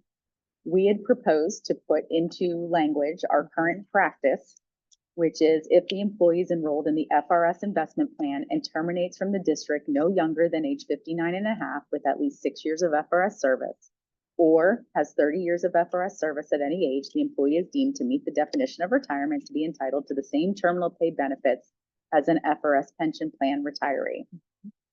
So we are proposing that if we go with the language that's the current practice that we proposed, that we don't double, I don't even know what to call it. Penalize, if you want to call it penalize. They're being treated as retired retirees Yeah. for the purpose of salary. Correct. replacement. That we do change the language, and this would not be just for investment plan employees. This would be for all employees under this situation that was proposed under 8.1.2. Me too. There it is, 8.1.2, we strike that last piece, but in no case greater than level 6. Correct. So rehired retirees, these employees would still be considered retirees, but when they are rehired, they will get all years of, they will not be limited to 16 years of experience. So for the purposes of terminal pay, they would not they would be. We would stick with the current practice, right? You're not eligible unless you meet this criteria, Okay. which is 59 and a half with 6 years of experience or 30 years of FRS with any age. So that's our current practice, but we understand why we're discussing this, because employees that aren't getting their terminal pay felt like, but I'm not getting my Right. years of experience. Yeah. So we want to, and I think we've seen a trend here, right? We're giving more years of experience. Right. So it really aligns with what Yeah. something we're accomplishing at this table today. Going ahead and letting those rehired retirees, if they retired at 20 years, they will get placed back on level 20 instead of being Right. limited to 16. Back. Okay. The thing with that's not just for investment. So Right. that really does help a wider group of people, Yes. because that would be for pension or investment plan employees. Got it. So. Okay. So we are proposing this with that. Okay. We'll Yeah, just Yeah. pause, but Okay. Sit at on least we're, Yeah. Yep. we understand where we're at on that. Okay, but this is 25. It's 25.1.1 and it's with 8.1.2. Yes, I had to write that for myself, so. I know, me too. I can't do that. Okay.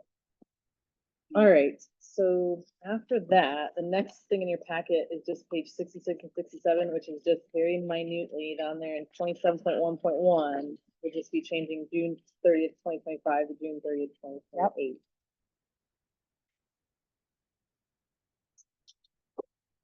And then the same with the next page, which is the signature page. Yeah.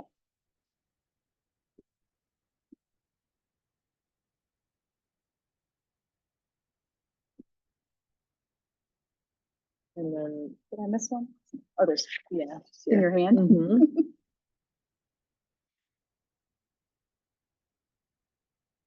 Got it. All right, there's those two. And then everything else in the packet is just the removal of old MOUs and then Yep. the inclusion of new MOUs Yep. for Appendix B. Got it. Okay, so I'm just gonna TA page. Okay. I'm gonna TA it.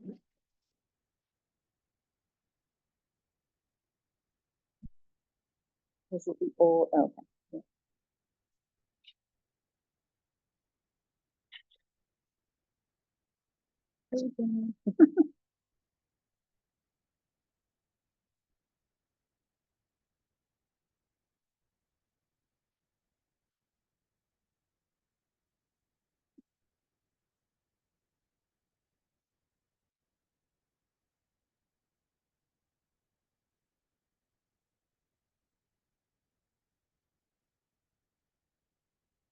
We got an assembly line.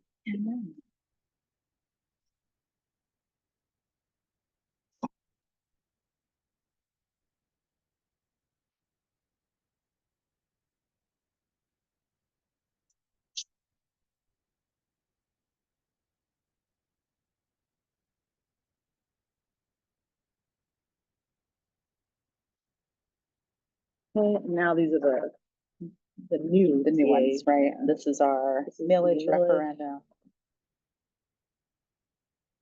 Whoops.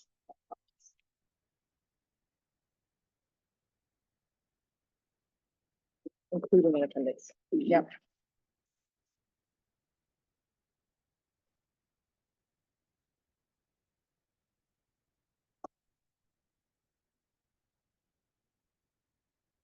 And then, oh, that's still no transformation. Yeah. Oh, that's the end of the. This is the end of millage. And then this is transformation. Transformation.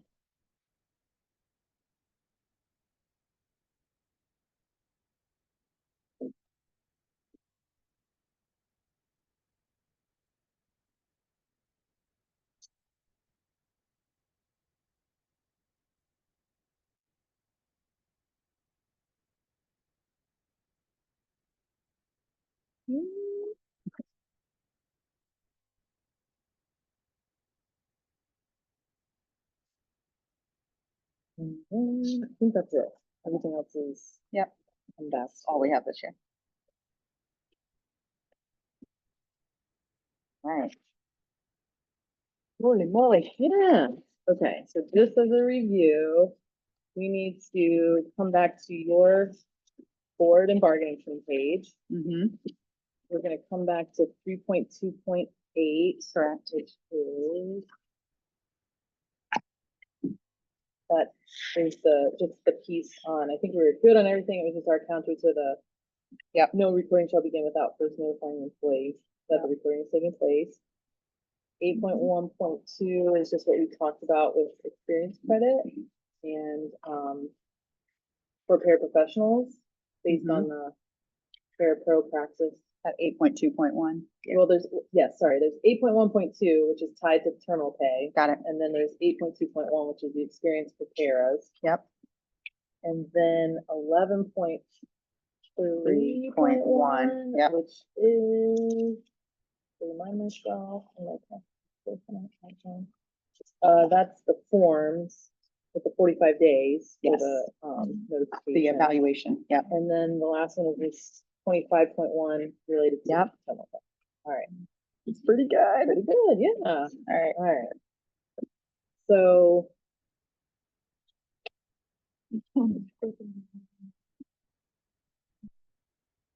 I think, is that That was- 8.2.1? Oh, that's a good point. That's the one with the data for the, can you tell me the number again, Regina? Yes, it's 7.1.1, Yeah, and then my 6.1.4, and that is 6.1. That's also on hold. mm-hmm. Mm.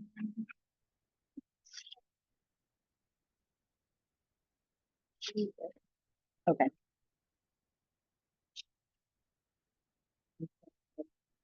What is 17? yeah, it's a bit- Temporary appointments. Oh, yeah, we're gonna, leave that as is.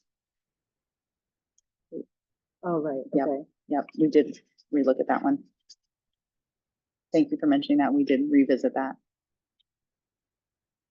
Which one's the one with changing health leave from 36 months to 18 months? That one, we're still on hold as well.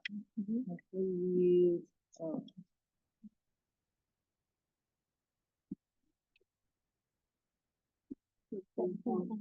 15.1. Thank you. Teamwork.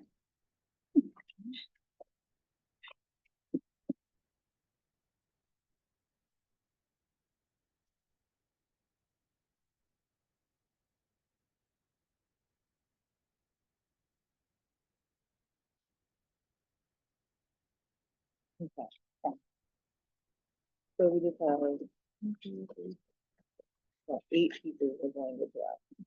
That's my calculation there. Mhm. Okay. All right, so as far as money. So I just want to kind of talk about, what you talked about with the challenges Sure. of the unknowns and all that. And we definitely understand the legislature being late, 2 months late, and then that which has just kind of been a domino effect of when we've gotten started and with the calculations and all that. But even with those unknowns, you're always working on that budget ahead of time. And last year we settled negotiations before the budget was completed as well.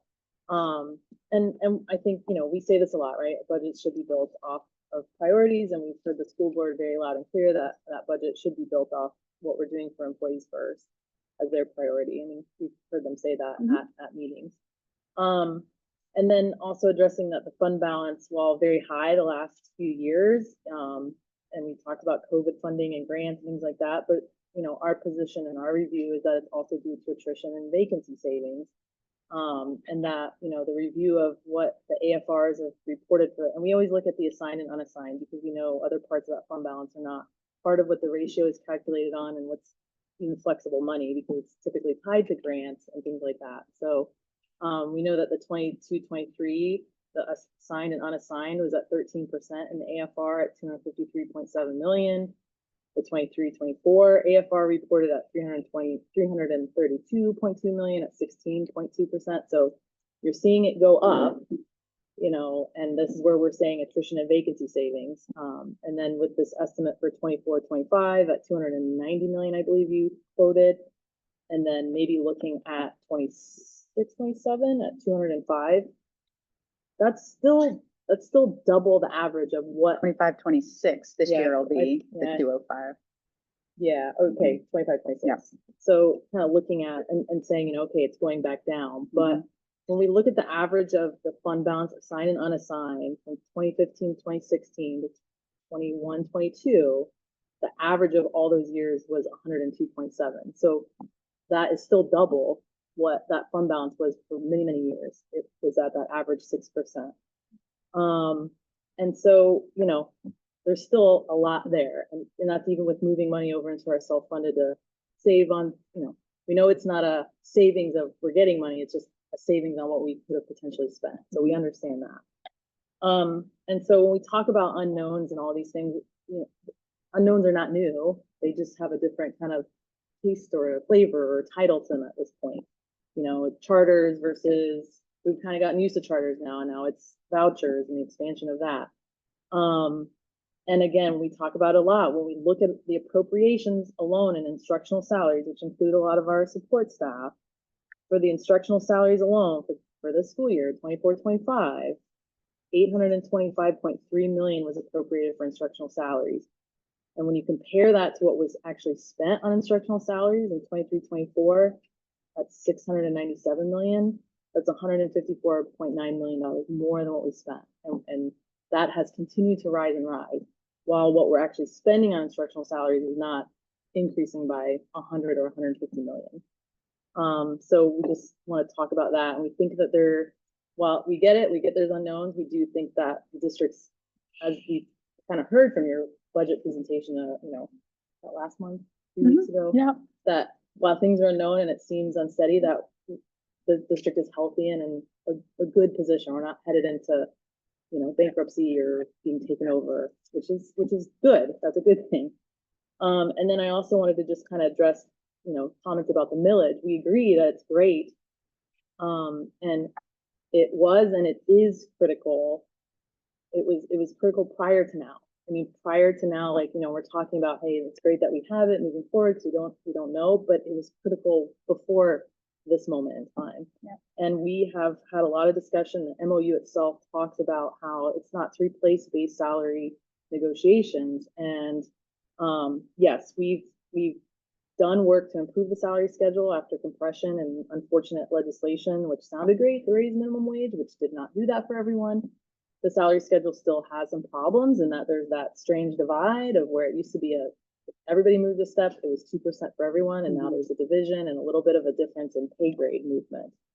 And we've been clear, and I believe we've shared this idea and this dedication that despite millage, we still have to continue to improve base pay.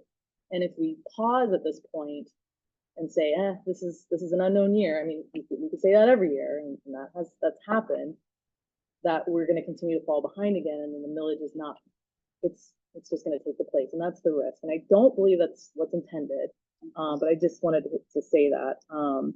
So, understanding kind of, we're still waiting on that fourth calculation, and just because it was unique with the lateness of the legislature, what we're going to do is we're going to kind of hold back on our full compensation counter for this point to kind of see what happens and what's going on with the budget. But we do have a proposal of an MOU for now. And we've talked about this, and this is a standalone while we kind of pause and take a moment to kind of catch our breath and see what's going on with the budget for overall base salaries. And we understand that there was a lot of our supplements were not agreed to and just a flat no. So before we prepare a counter for base salary, we know last year when we put together a one-time payment at the first part of the year for instructional and support employees on that first paycheck, that was hugely beneficial for recruitment and retention. And I think it was also tied to the fact that we had a settlement before school, but that piece was hugely,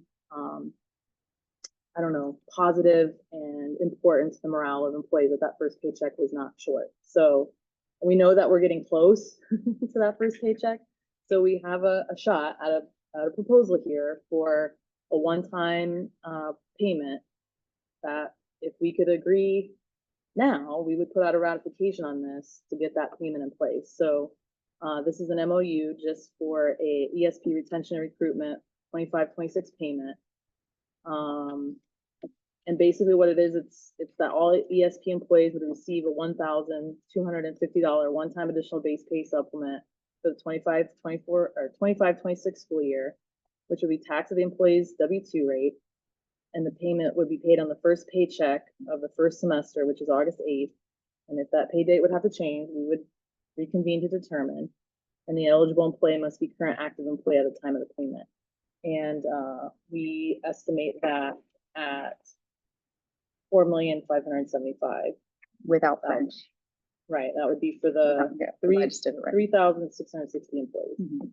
So, I don't know if Rob and Regina want to speak to a little bit more on why we're coming with this kind of as a standalone thing, but Yeah, I'd like to speak to it just for a minute, that, we're trying to be creative and we're trying to be collaborative as well. Listen to Mr. Lewis talk about some of the challenges, specifically around what the state might not pay school districts, and I would argue what they owe them. That's alarming. But so we know that we're really, both sides, we're not in a spot where we really should be agreeing to the final dollars of where we're at. However, even conversations with the superintendent, he and I both agree of how important that payment was last year to a lot of the things that we're doing, including the morale and, the unbelievable prices of everything in Tampa, and having families have a better paycheck on that first one. After they've already worked 11 days, they're getting paid for one. And that's always been a challenge. We talked about that here. So in an attempt to find some middle ground, we're offering an MOU because that we could run a ratification to potentially get this done, as we have to continue and wait for the state to do what they need to do. And so we could get back to the traditional part of our bargaining. That's all. Yeah. Yeah. So that's what we're trying to do, is come up with a creative way to get there. All right. We do understand that we're waiting and things aren't clear. At the same time, we're probably premature in even offering the one level increase, correct? Because we, like you said, we don't know what it's going to look like.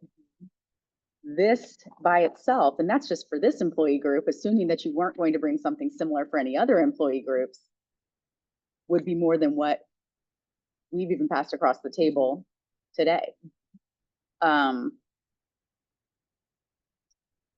concern is that then do we put ourselves in a position where, sure, people have a one-time payment, but then we can't afford to do the one-step recurring that comes down the road.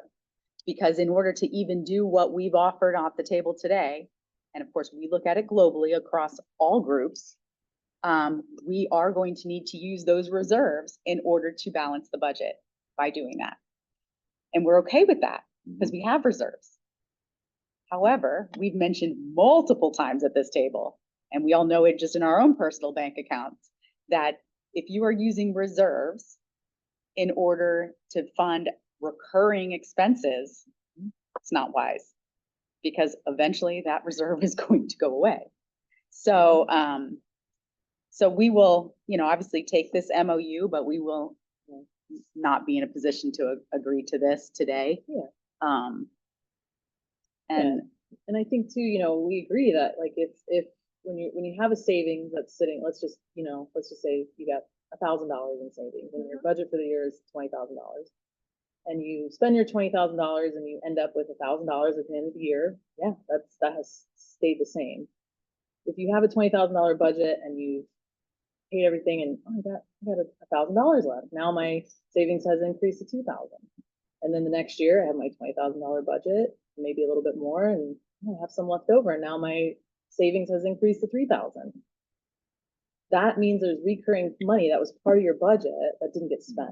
And that's what we've seen with the fund balance over the past 3 years, that it has incrementally gotten higher. So while we understand that you don't want to, if your fund balance is staying even and not moving up or down much, you're keeping it there. But if you're pulling money out of the fund balance and it still continues to go up at the end of each year, that's recurring funds that are building that. So understood, except that we have had some anomalies with ESSER funding that is now not coming in anymore. We have had anomalies with, now we are going to self-funding. So that's an additional almost $50 million that's being set aside. And insurance costs, we're hoping that we'll be able to mitigate the increases, but we know going self-funding is going to give us more control over mitigating that, but it's not going to go down. I mean, we all know that insurance costs do not, I hope, right? Like, I don't see that happening. So while I understand what you're saying, I think that ESSER money, that is now over. And to see the decrease from 290, even from the end of this fiscal year, to 205, that is significant. And Mr. Lewis even highlighted, even when ESSER was in full force, and we don't disagree. We are working to look at the budget to see if we have been really looking at a situation where too much is put in for vacancies or not enough. And that is our goal this year, is to work through that, to have a better idea. But we have to remember that variable of ESSER was huge. It was huge. So that's why I understand why you're bringing this. However, I personally think that it would mean more to employees to know that they are advancing on their current salary schedule and getting a raise. That's some of the feedback that we've heard in the past. Give us our step, give us our step. And to know that what I'm hearing is you're proposing, let's wait on that to see if we can do that. And I personally don't think that's great for morale. Well, I mean, I think that since we both have the step on the table, I mean, we proposed that, you proposed that, that's where we're at. Yeah, but we've proposed it under the budget we have. We've proposed it without this. If this goes in, it's still the same pot of money. So no, it doesn't work that way. I mean, you propose the step. If you want to propose this in lieu of the step, that's a whole different thing. This is more than what a step is. A step was 2.5 million. We've just said this is over 4 point whatever million without fringe. So when we cost it out, it's going to be more than that. Yeah. So It's like last year. I mean, we did the one-time payment at 2,500. correct. With improvement to the scale and the step, that payment was more. Oh, we knew I that. mean, And we were in a so- position to do that at that time because of the reserves. We're not in a position to do that at this time. So, With a more than double reserve that you've had for, almost a decade. I mean, the fund balance out at 6% for all those years, and now we're reporting at 12 and 13%. Oh my gosh. It's hard. And I hear what you're saying about having ESSER money come in, but what that tells me is that ESSER money was hoarded. And that's what it sounds like, right? That, the ESSER money's not coming in anymore. Well, where was it spent? The entire intent of ESSER money was not, as the prior CFO said, it was intended it could be used to supplant. But what we're saying is that, well, we just hoarded it and we kept it there. And I know that's not what you're saying. no, But and I that's how don't it comes agree across. with that. When you speak with other districts, when that ESSER money ended, they had instead of using it to offset expenses, they bought a lot of people, right? And then they were in a position to have to release those people, right? I think we were wise with how we used our ESSER money. We did neither. I'm gonna be honest with you. We did neither. It never flowed to the employees. We didn't even have the luxury of hiring other people as other districts did, as we were saddled with 600 vacancies already. So to add another 300 or 100 or whatever that number is, that's a moot point. And those dollars at least went to employees in those districts, but none of those dollars, well, that's unfair to say that. I was gonna say, say, what what unfair- happened happened unfair to day say one that. last year? But over the years, while that was happening, that money was not flowing to the employees here. And that's I guess our argument. Okay. And again, I understand your point. And we're not saying like we want this in lieu of the step. Clearly not. What we're trying to do is negotiate something that we know is important to all of the employees in this district that you guys have heard about, we've heard about, and the noise is loud around that. So we're doing our responsibility to represent all the employees and say, this is what they're asking for. If your stance is no, then say that right here, no, that's not happening. But that's for you to say that. You could potentially counter this. That's what the negotiation is. And that's what I thought we were doing. This was not an attempt to upset you and make you angry, which it clearly has. And that's what I'm really flummoxed with. It feels like you're upset about it. Like, well, we're double that. So I'm just being clear, like. You know me well enough to know that I'm not upset, but I think I know you well enough to know that you are. no, I'm not, Okay, at all. okay, I'm disappointed really, okay. that that we're not looking at recurring expenses. We want to give a recurring step to employees now. And right now, that's not where we are. We're looking at a one-time payment. So I understand that. Now, we're going to caucus and we'll look Sure, at it and we'll sure. discuss it, but we came today to offer what we truly feel we can do. And this makes it feel very out of reach right now. And that's disappointing because I want to be able, and we want to be able to be in a position where employees know when they return yes, even with these difficult financial times, we are advancing on our current salary schedule. It's not perfect, but we are advancing and we're targeting some of those regrades, a lot of them that you asked for.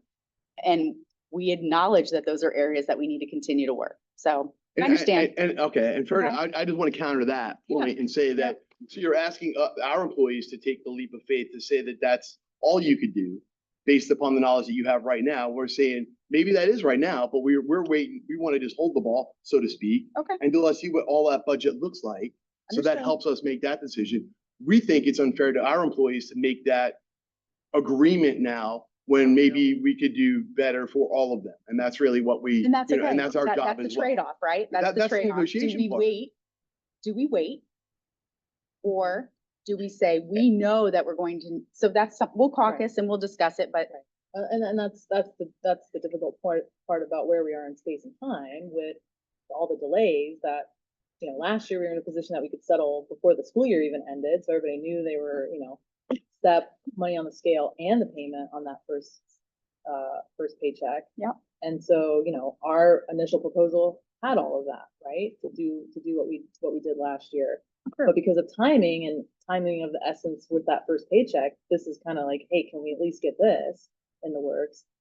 And I mean, the other option was to just put it all back on the table with a counter for everything and then still have to wait because that we would expect that if we came with a full counter to, you know, with the step with some of the other things that we want to see happen on the scale, that it would have still been, well, we got to wait. Okay. So that's why we're putting this out there as a, like Rob said, as a creative way to like, can we do something for that first paycheck while we still figure out what we're trying to do for the rest of employee-based pay, which is what I talked about, you know, despite the millage and all these things that we have to continue to improve that pay scale. So you probably know where we're going to come with a counter to employee-based pay with the step. understood. All right. Yeah. All right. So we've got Caucusing today, we're like, what do you think? we have we got these two language pieces. You know, I don't know, Yeah, I think, I mean, counter and work on that and then come back or we'll caucus and then I'll, okay. reach out with our next step. Okay. Yep, So we can still work on language. yep.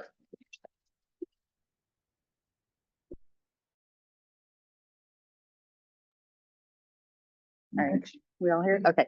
All right, so we Okay. wanted to come down as quickly as possible. Okay. We really are committed to wanting to get this across the finish line Yeah.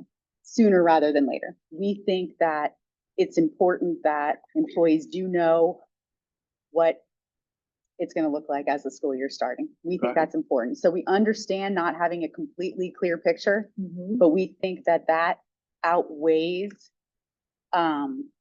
having a clear picture. We really think it's important to really get this across the finish line. Okay. So what we are here to request is that I know you passed across this MOU for a one-time payment. Mhm. We're committed to staying here as long as we need Okay. to see if you're able to work on a counter. Mhm. So, you know, we passed across our counter to your initial proposal. We're requesting that you give us a full counter. We can't consider this Mhm. without that. Okay. It's all the same money. Mhm. So we think that's really important. And I don't know if you're in a position to do that today, but if you're in a position to work on a counter, then we're gonna go back upstairs and work on the language that we talked about earlier. But we really, really wanna work to get recurring money for employees and have them know that we've come to an agreement earlier rather than later. Okay. So that's what we're here to ask, if that's something that you feel that you're in a position to do. And it doesn't mean we're gonna come to something today, but we just feel like that's an important next step. We need Yeah. your full counter proposal so that we can look at it. Okay. And work on it. So I think, well, we have to talk about it, because Yeah. we had talked about this for all that time before, during the lunch. And I do know we've got a piece of language that we do wanna talk about the 8.2 point, I think it's 8.2.1. No, 8.1.2 and 5.1.1, that's the retiree and terminal pay. Yeah. And then the other pieces, I think there's a few that are involved in your court. Okay, So we can at least do that. I Okay. think we're committed to doing that, and then we'll talk with the team and about, what we're thinking and, hearing what you say, about being committed to, getting an agreement even without having a full picture, because like you said, we've done this in the past. And we've had, I think both sides have been ready to do that. We were ready to get to the table, back in, I don't know, February, March. Right. So, yes, I think we understand that. So we just want to talk with the team about that. And so how about, it's 3:15 now. You want to take 20 minutes? Yeah, And then, We'll start with that. we'll at least give you a heads up on what we're thinking on the money Okay. piece, but, understood. we can come back, we'll at least be ready to come back with an answer on the 8.1.2 and 25.1.1, Okay, okay? sure.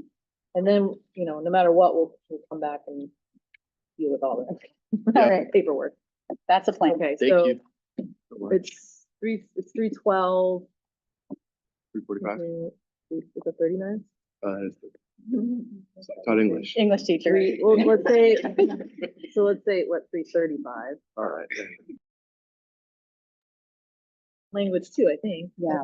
You were working on the 8.1.2 with the 25.1.1. Okay.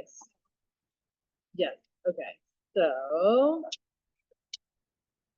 I don't know where we want to start, if we want to go in number order or. We could do that, yeah. Okay, did you work on this page?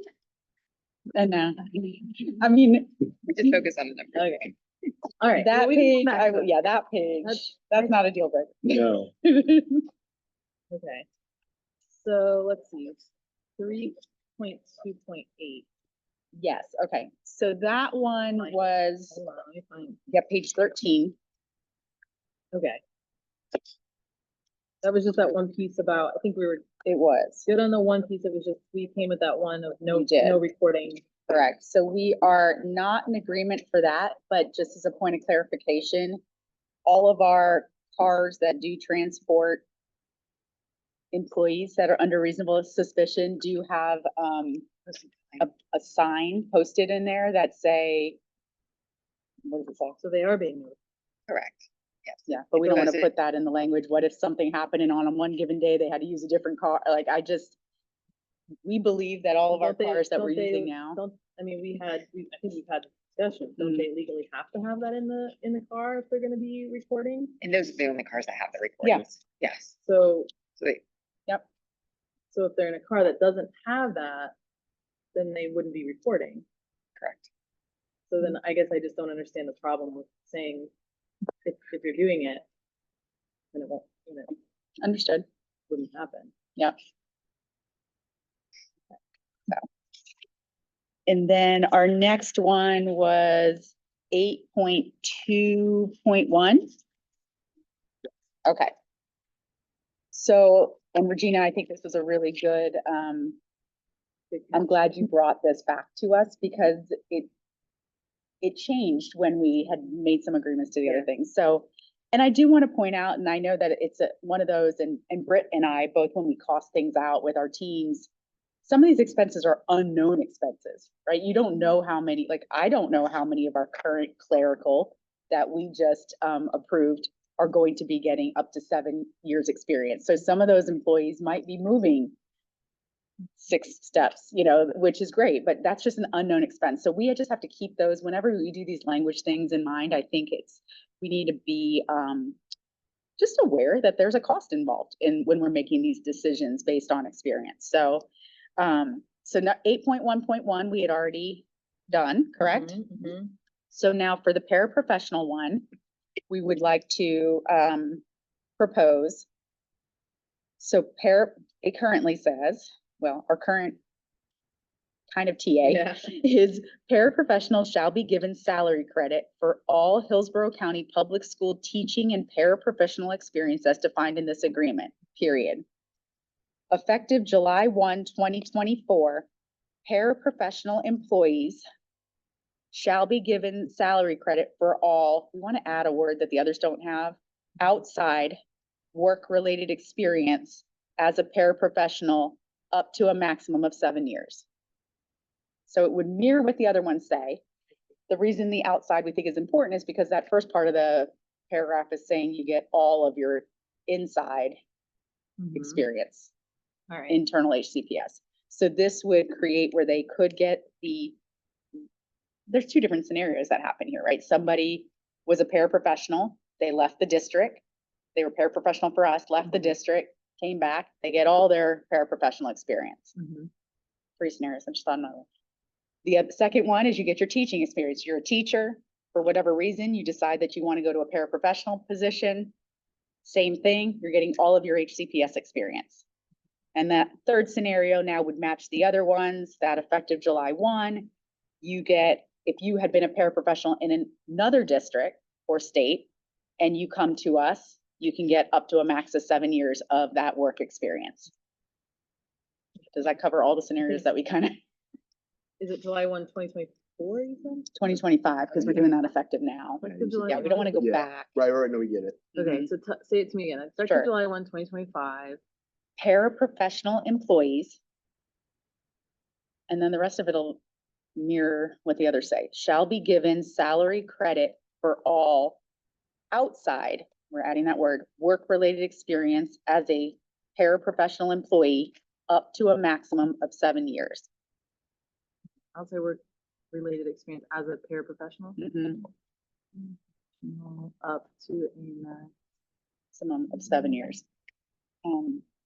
Brad's team will have to create a new form. Yay, he'll be so We have a excited. clerical form, we have a nurse form, but we don't have a paraprofessional form. You got the word outside in there, right? Yep. Yeah, all outside work-related experience. So, And I don't know if we want, not that we want to like we already TA'd, I don't know if we want to put outside in the other two as well, just to make them consistent. Because they, 8.1.1, clerical employees shall be given salary credit for all work-related experience. We could also say outside work-related experience. I mean, it doesn't, but I I don't have a think it's preference. also kind of implied. both, right? I mean, for those, Yeah. it would be both as well, Correct, right? Like, yeah. I mean, if a nurse worked here for Yeah. 10 and left and then Yeah, got 5 years and then Yeah. came back, like, they would be given all. you're right. Yep. both. So I think we're good to leave. I think the reason it was important on this one is just because we're giving two different pieces all in the same paragraph. Yeah. Talk about it.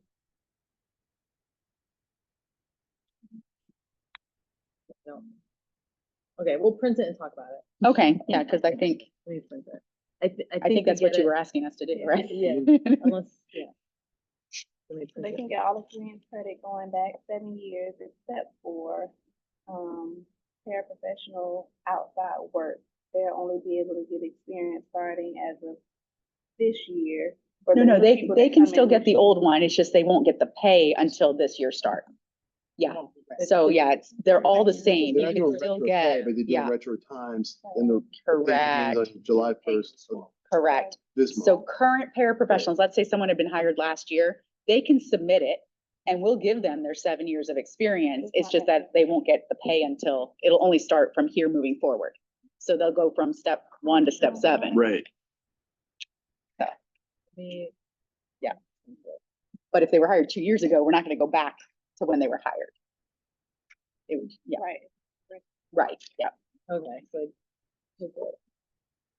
Take it away.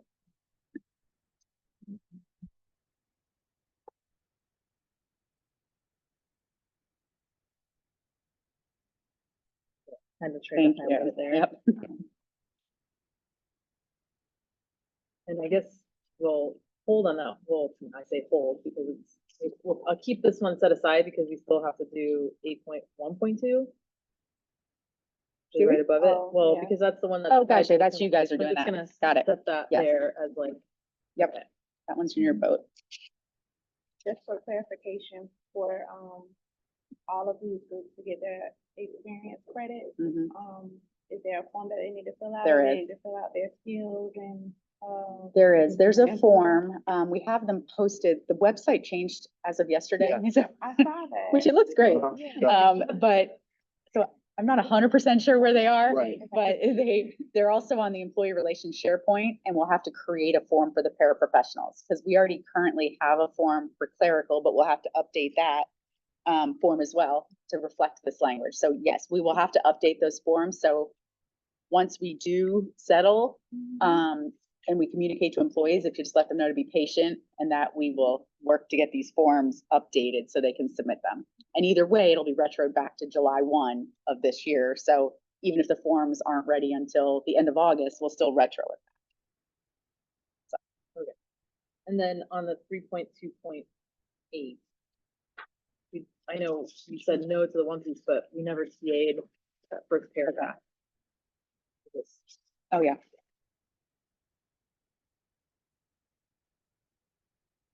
Sherry's gonna love all these scribbly notes.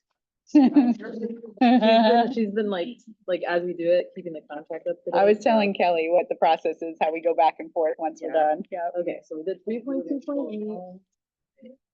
When it's fresh in your mind too. Yep. And I think we had another one. 11.3.1, that is the forms on the 45 Yeah. days. Okay. We were at 30, you were at 50, and we came back Yes. with 45. All right. And we are in agreement to accept the 45 days for employees hired after the school year starts. Ms. King is working with also the application and onboarding group, because, we're hoping it can be a part of their processing packet so that they Yeah. receive all of that then, and then we know everybody whose process has received Yeah. it. So we're working through that.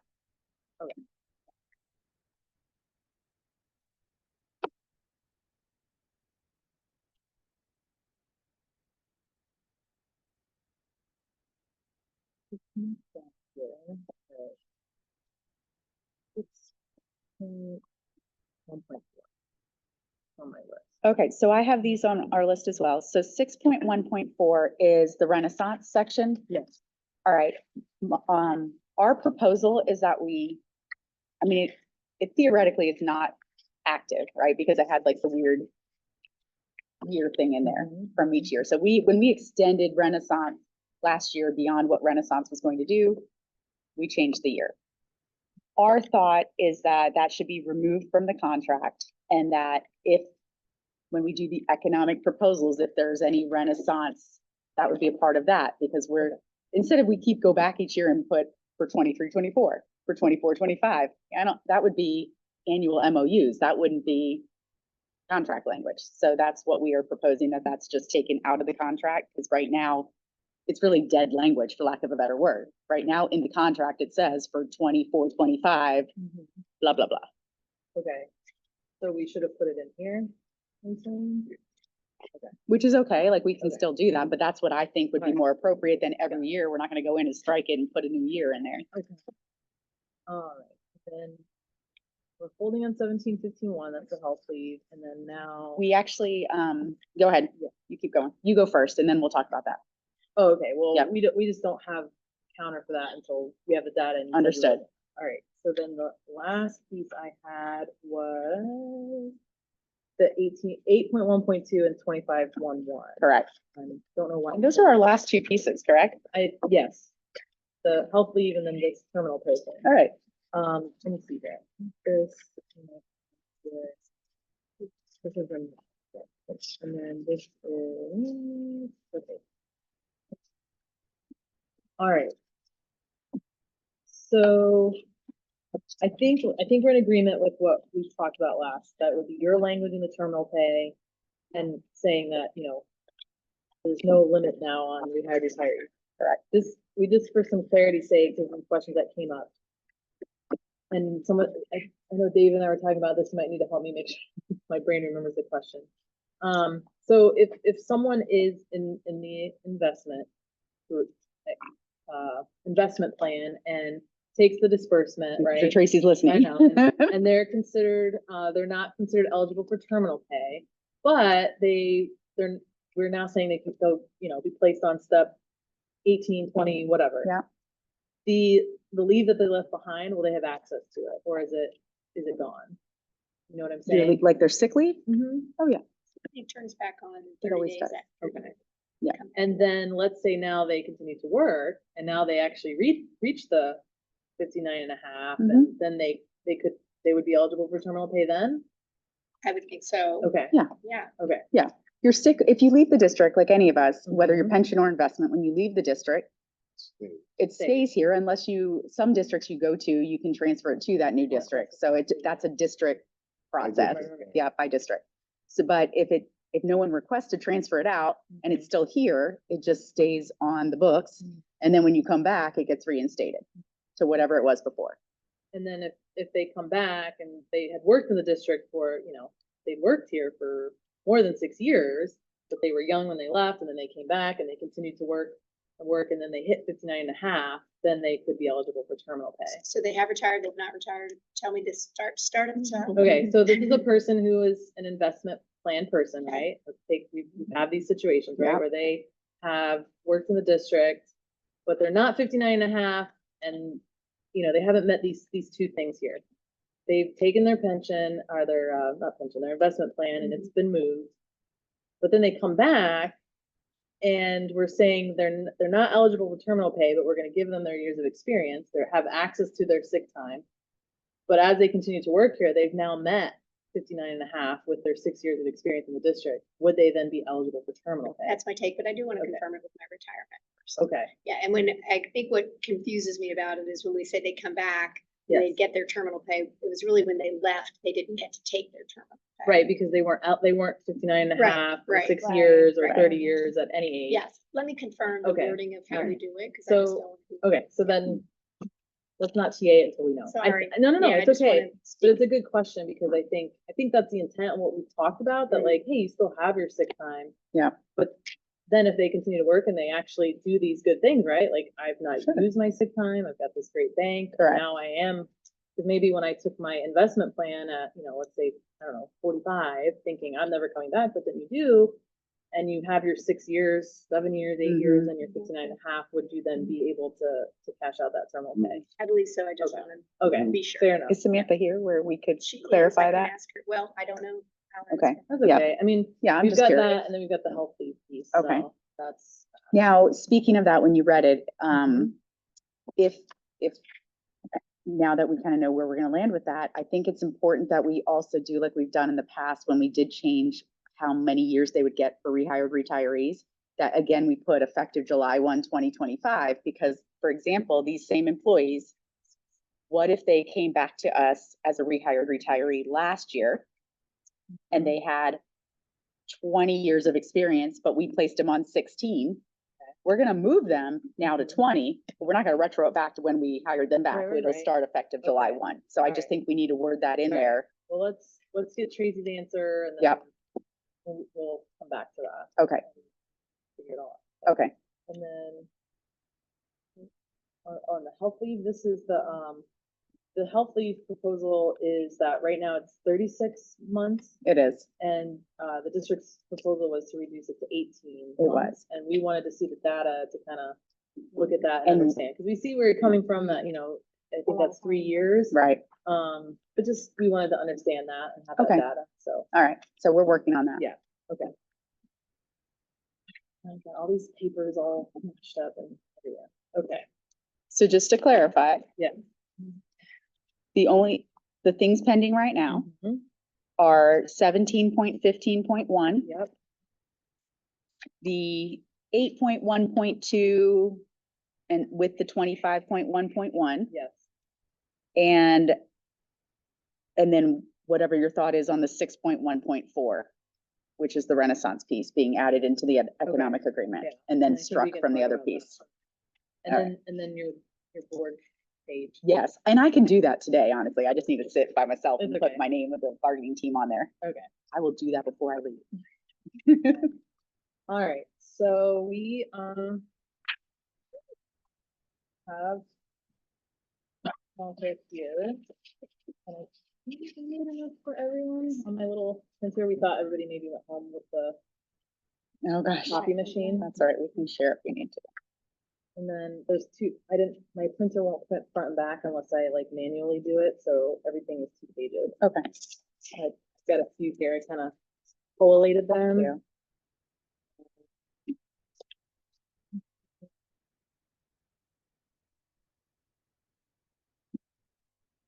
Two. It's 2 pages. I don't have a lot. yeah, because you didn't just. You guys have some, I think I only have, I have 2 left. We need one more. Need one more? Yeah, and I need one. Okay. I'm We good. need 2 more. Oh, Kelly has. Exactly Here. 2 more. I'll make her a copy with All right, yours. okay. I can print another one. Do we need another one? You're good? Okay, all right. And then I think I gave everybody one of these. These are just one page, correct? Yes. Okay. Okay, and I think I gave everybody one of these. Okay.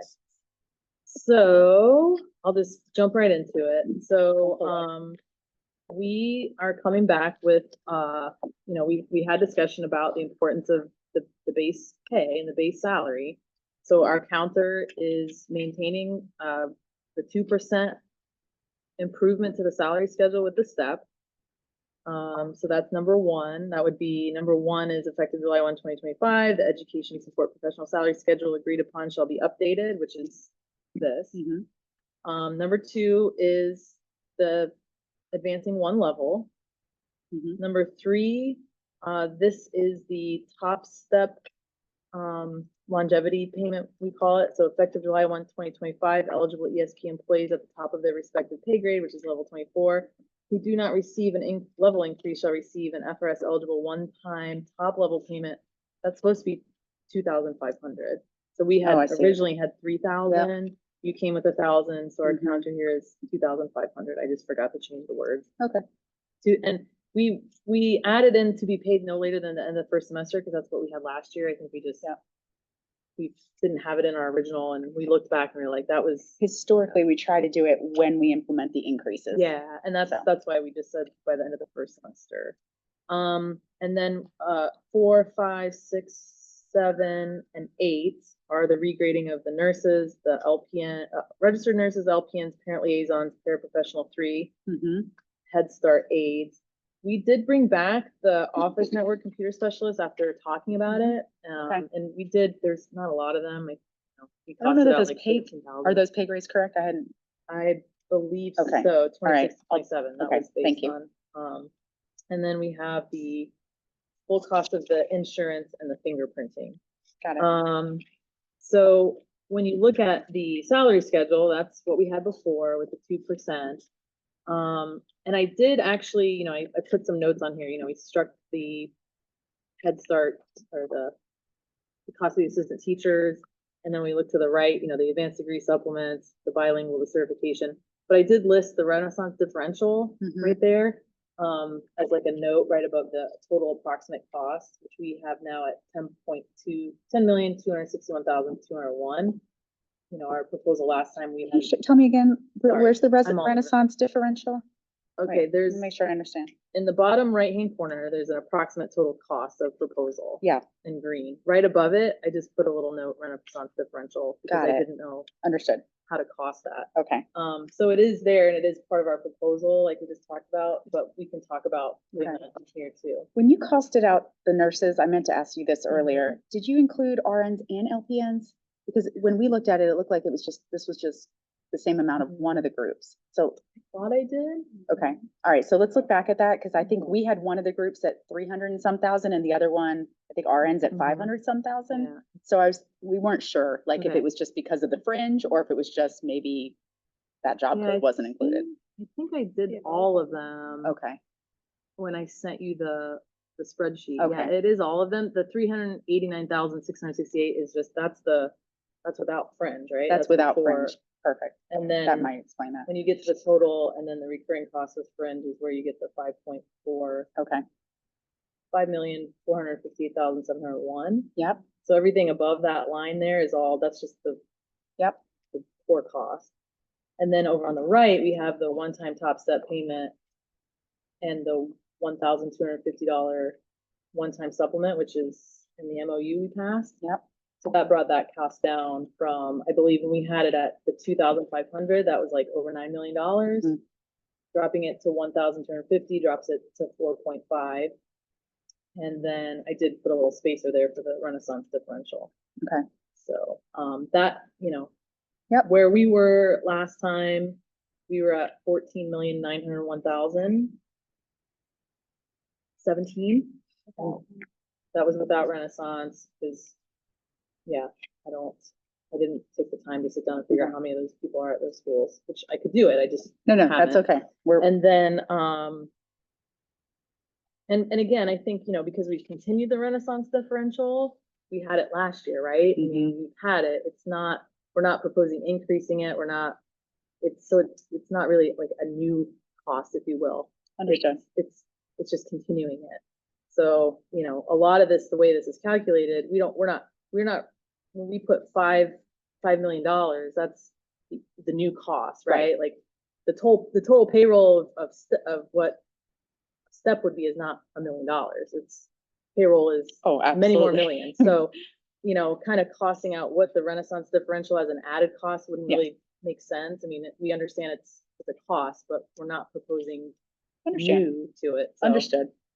that's why there's not a cost there. But we can Okay. talk about, I agree with what you're saying and putting it in here or. Yeah. You know, I actually, and this is just for where we are today.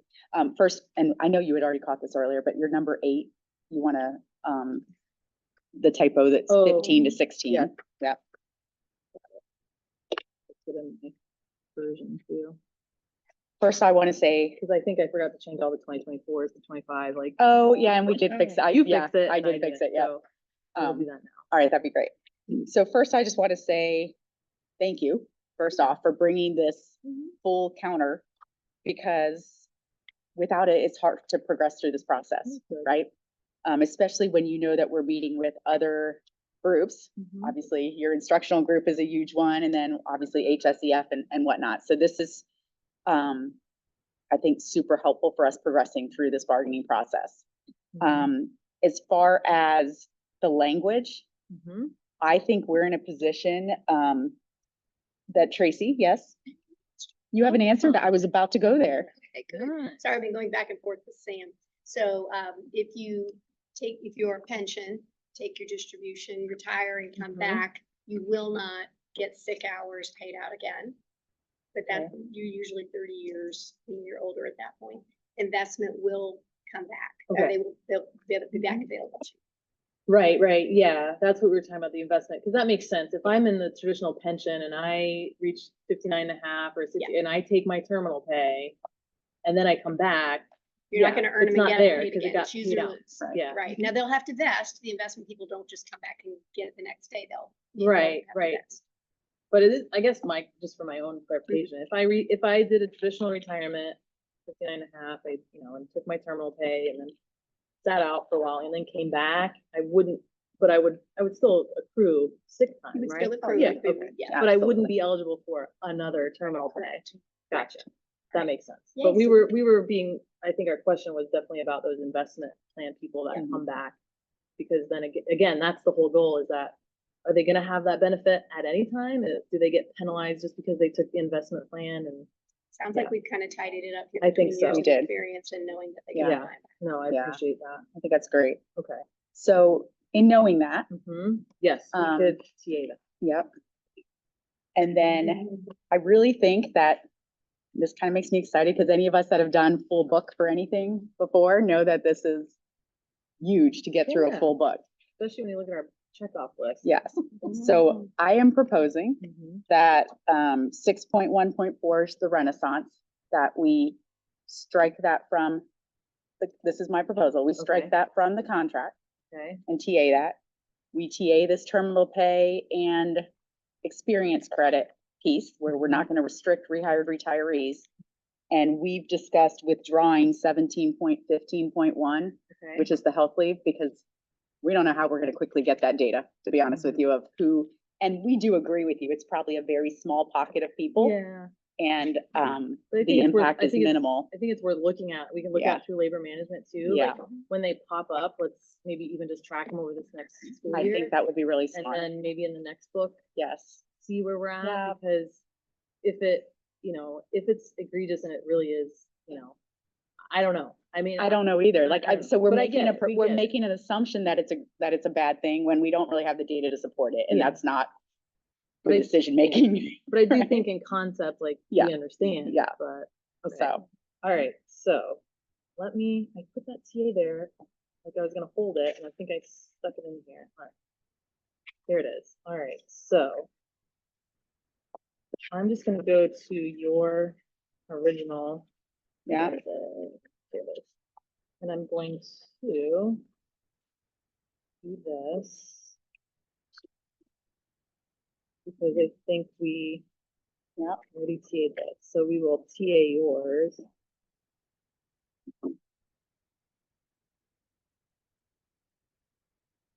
And then TA this one. yes, and we want to put, is that the one with the six, and we do want to put somewhere in Okay, there so that let me the go back to it effective then. Let me July find it. 1, just so that they know it's not going to be Let me make a retroed nice back thing to on- when they okay. were hired. So on 8.1.2, Mhm. that last sentence, ESP retirees rehired after the required time has elapsed for the purposes of the FRS system, I guess FRS, Mhm. shall be placed on the position's appropriate pay grade on a level equal to the level number at the employee's time of retirement. Where do we want to put? what What's you the, just I said? almost think we have to put it at the beginning of So it that would be sentence, effective- effective July 1, 2025. ESP employees, then I'd have to have you read it again. I'm very visual. Okay, effective July 1, 2025, ESP retirees rehired after the required time has elapsed for the purpose of the Florida retirement system shall be placed on the position's appropriate pay grade on a level equal to the level number at the employee's time of retirement. Correct. Okay. That is accurate. Let me fix my. It didn't matter because if they're rehired retirees from somewhere else, we were also limiting them to 16. So, Let me fix all this spacing. It's all wonky.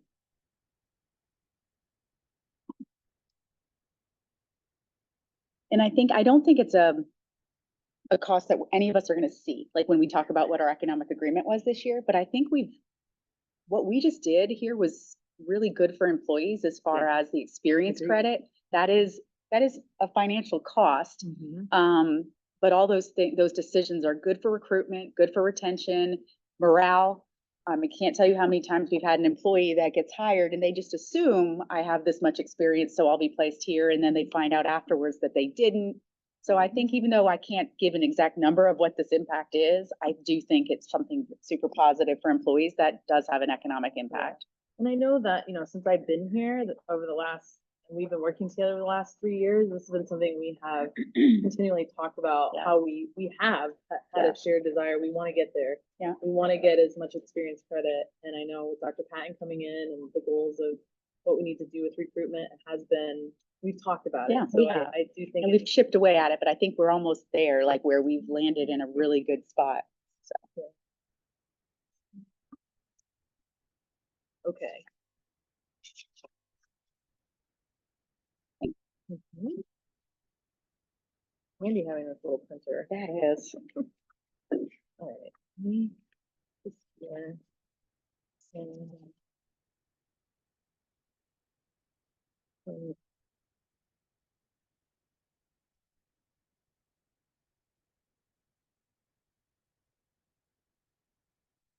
I have like 3 page Mhm. 22s. Is that the page that Renaissance is? Or are you looking at a No, different I'm gonna page? do that Okay. next. Let Okay. me just here a little bit.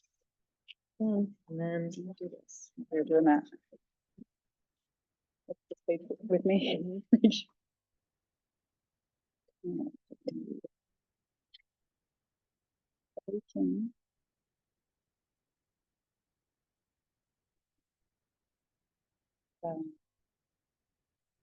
Jimmy Lewis. Kelly King.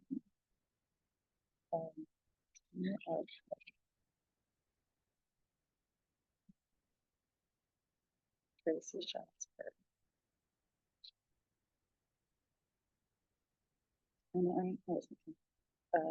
Becky Reinecke.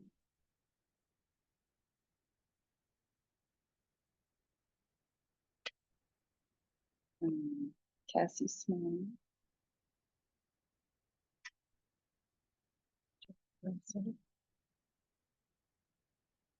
Are you working on that while I'm working on this? Yeah, Okay. and I'm gonna, what I'm gonna do is Who? get the Renaissance and put it here. So they are in.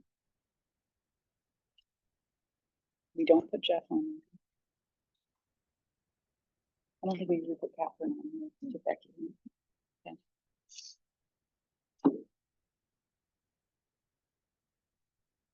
Where's Patricia? Maybe what we should put in this parentheses here is like with an attached list. And I'll look up Becky. I always get her It back. says, Yeah. Yeah. I think I did it right, but I just want to make sure I did it maybe right. just say. As a kind of attachment, see attached list of schools. Okay. EINECKE. Yep. And you got that right. Yeah, I got them all right. I was worried if my spellings were right. Okay. And then double check the school board. Shape 1, 2, 3, 4, 5, 6, 7 of them. All right.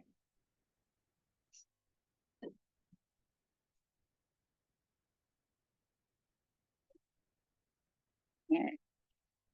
You got my names. Hey.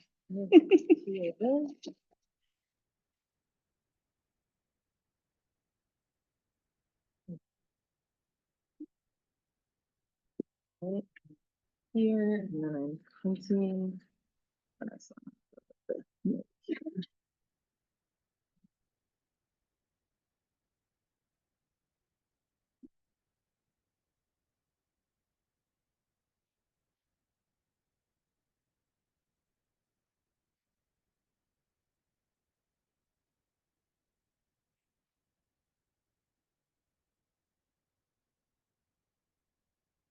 So from City.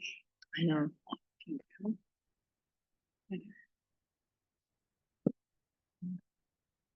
Sure.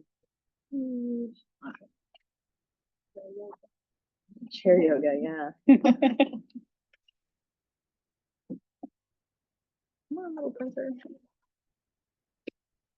You notice every time you say that, I know, it's like, I never know. It sometimes can be a little finicky. All right, so what I did is this document has the striking of the Renaissance differential. yeah, But what I did is I copied and pasted it into the economic. this document, so I'm proposal. gonna print. Good. I'm just gonna print like 6 of those, like 2, 3, and 3 for us, or is You that can okay? print 2 Okay, for us, and then we'll make copies, and then you're gonna send it to us electronically. yeah, I Will can. you? Yeah, let me, It's up to you, but yeah, I definitely can. having, I would like that. If you could send this and this with the updated numbers you have down here. I think what's super important now is that we just completed the language. Mhm. We now have a counter from you, which was really helpful. And then I want to schedule, like, let's come back, like, So, okay, quick. Tell me what you're thinking. well, I thought that, you wanted a counter so that you were committed to stay here and work. We can. and Work on this. Yep. So I'll email it to you and. You can do that. We're expecting to hear the counter Okay, to our economic. all right. We're ready to do that. So Okay, here's. this is the new one. Updated one with the Renaissance, and it should have the corrected pay stub for the Head Start aid down Yep, there. on it number does, 8, and then I 15. fixed all the dates. Okay, we're good. And we're gonna make And then copies. Yeah, I'll make Yeah, here- we're gonna make copies for our team. Right. That's good. Mhm. Thank you. All right. I'm going to email you the stuff. Yes, that would be really helpful. For us for right now. Because we will need to make copies of all of the TAs. too. Yes. Yeah.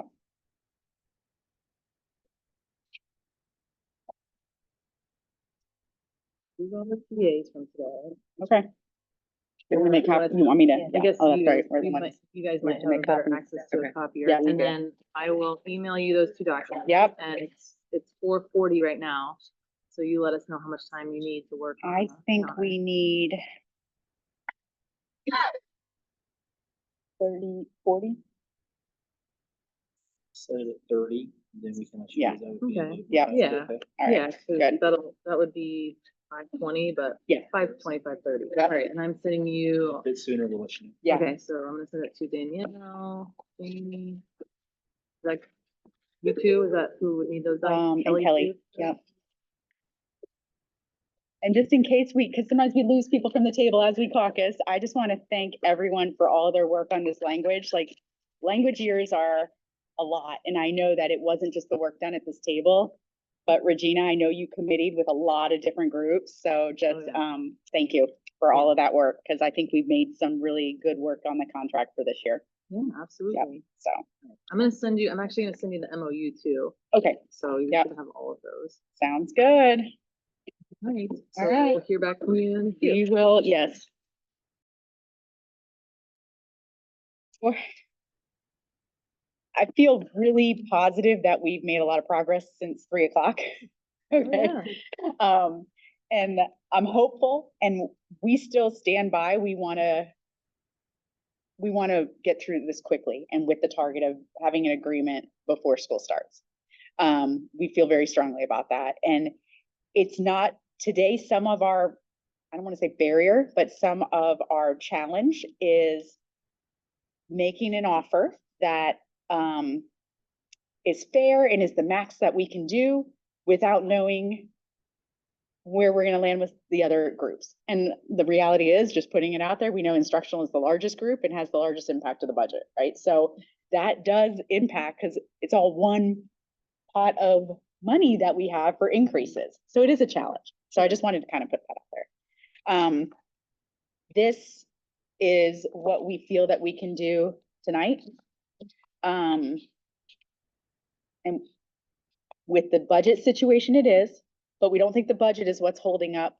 Like we mentioned, it's not about clarity around the budget. This is about clarity around where we're gonna land with all groups, is the challenge right now. Just putting it out there. Even though we're here today, only to talk about ESP, I understand. you know, so. All right, now, we all have these? Okay. Yeah. And we appreciate the offer that you brought and the thoughtfulness around it. And we do agree that we want to, when we can, compensate employees with their increased pay, right? So what we're bringing is a few adjustments to our first proposal. So we're still proposing and feel strongly that we need to keep our current salary schedule as is, but move all employees one step on that respective salary schedule. We haven't even moved on that salary schedule, and I agree, Britt, that we still have work to do long-term with that. But it's come a long ways. Obviously, some of that was because of the minimum wage impact.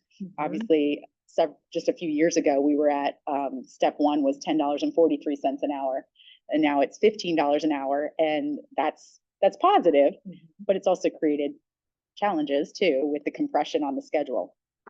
So number one is an approximate cost of $2.5 million. Number two, the top step payment, we are countering with $1,500. And that is an approximate cost of about $170,000. Numbers number 3, 4, 5, 6, 7, and we are in agreement to add the off-network computer specialist. I think, Regina did a great job of explaining the why behind it, which is always helpful. And again, we didn't not include it because of financial impact, because that was a minimal impact, right? There's not that many employees. So this estimate for all of these regrades is still an approximate 1.1 million-ish. It's a little more than that. So for all those regrades, we still have our nurses with the two groups together. We have them at 900,000. So we can work together on that and just see where somewhere there's a little bit of a discrepancy. And then, so that total compensation package is approximately $3.6 million. In addition, we have the fingerprint monitoring fees, which is an increase because due to ACA and the fact that we used to have to do 20% every 5 years, and now we have to do a third of our employees to get them all done within the next 3 years. We already know about the increase in health insurance, which is $25 million just for this 25-26 year for all employee groups. And then obviously it's an unknown cost, but it's a positive cost that we just agreed to, which is experience credit, that we have employees that are currently in our system or that will be coming into our system, but are currently in our system that will now be eligible for experience credit that they were not previously eligible for effective July 1. So this is where we feel that the budget will allow with what we have planned to be our entire proposal to all employee groups. And we know we're coming back to the table next week for instructional, right? That's Wednesday. And our proposal would be that we have both these groups on that day so that we can have that conversation. So, just for clarification, the one-time payment, that's a no. Correct. Okay, and you're also saying no to Renaissance, we want to see where we land with instructional next week as well. Right now, we don't have Renaissance. We do not have any Renaissance schools right now. Right. So if we don't have Renaissance schools, then we wouldn't be agreeing to 5% differential on Renaissance. But when we come to the table next week, if we do have Renaissance in some form or fashion, then that is something that we'd still be open to discussing. Does that I make guess I sense? don't understand, because you're saying we don't have Renaissance, but if we have Renaissance, I'm curious to see what you're going to bring next week on Wednesday. okay. Yeah, We've already made a proposal, by the way. correct. Yeah, Yeah, okay. I wasn't there, but yeah. Right, I mean, that's part of the Yeah. problem of where we Yeah. had a little bit of abrasion, I think, earlier in our conversation. Yeah, no, I think that the challenge is we know what the budget will allow, and it's all about priorities, like you've mentioned before. If we have this much money for compensation increases, is the priority going to be Renaissance? Is it going to be one-time supplements? Where is it going to land? And that's something we know that's part of this process.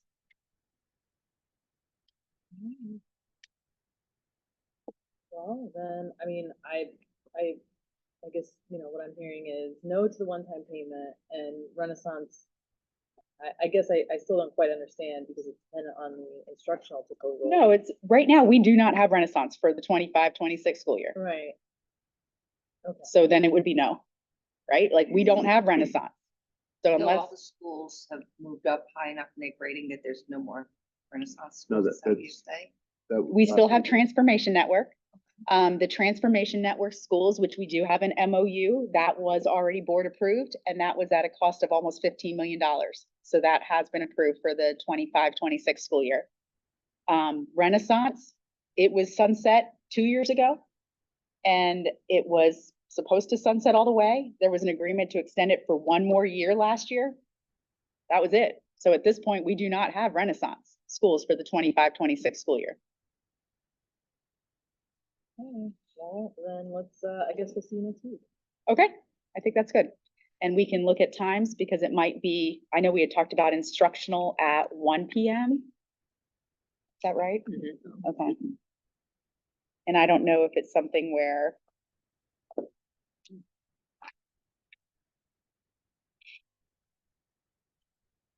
I think instructional schedule at 1, and we've got a couple of language pieces, and it's compensation. And I guess we can talk as a team on how we wanna do before or during or after. Okay, fair enough. All right, sounds good.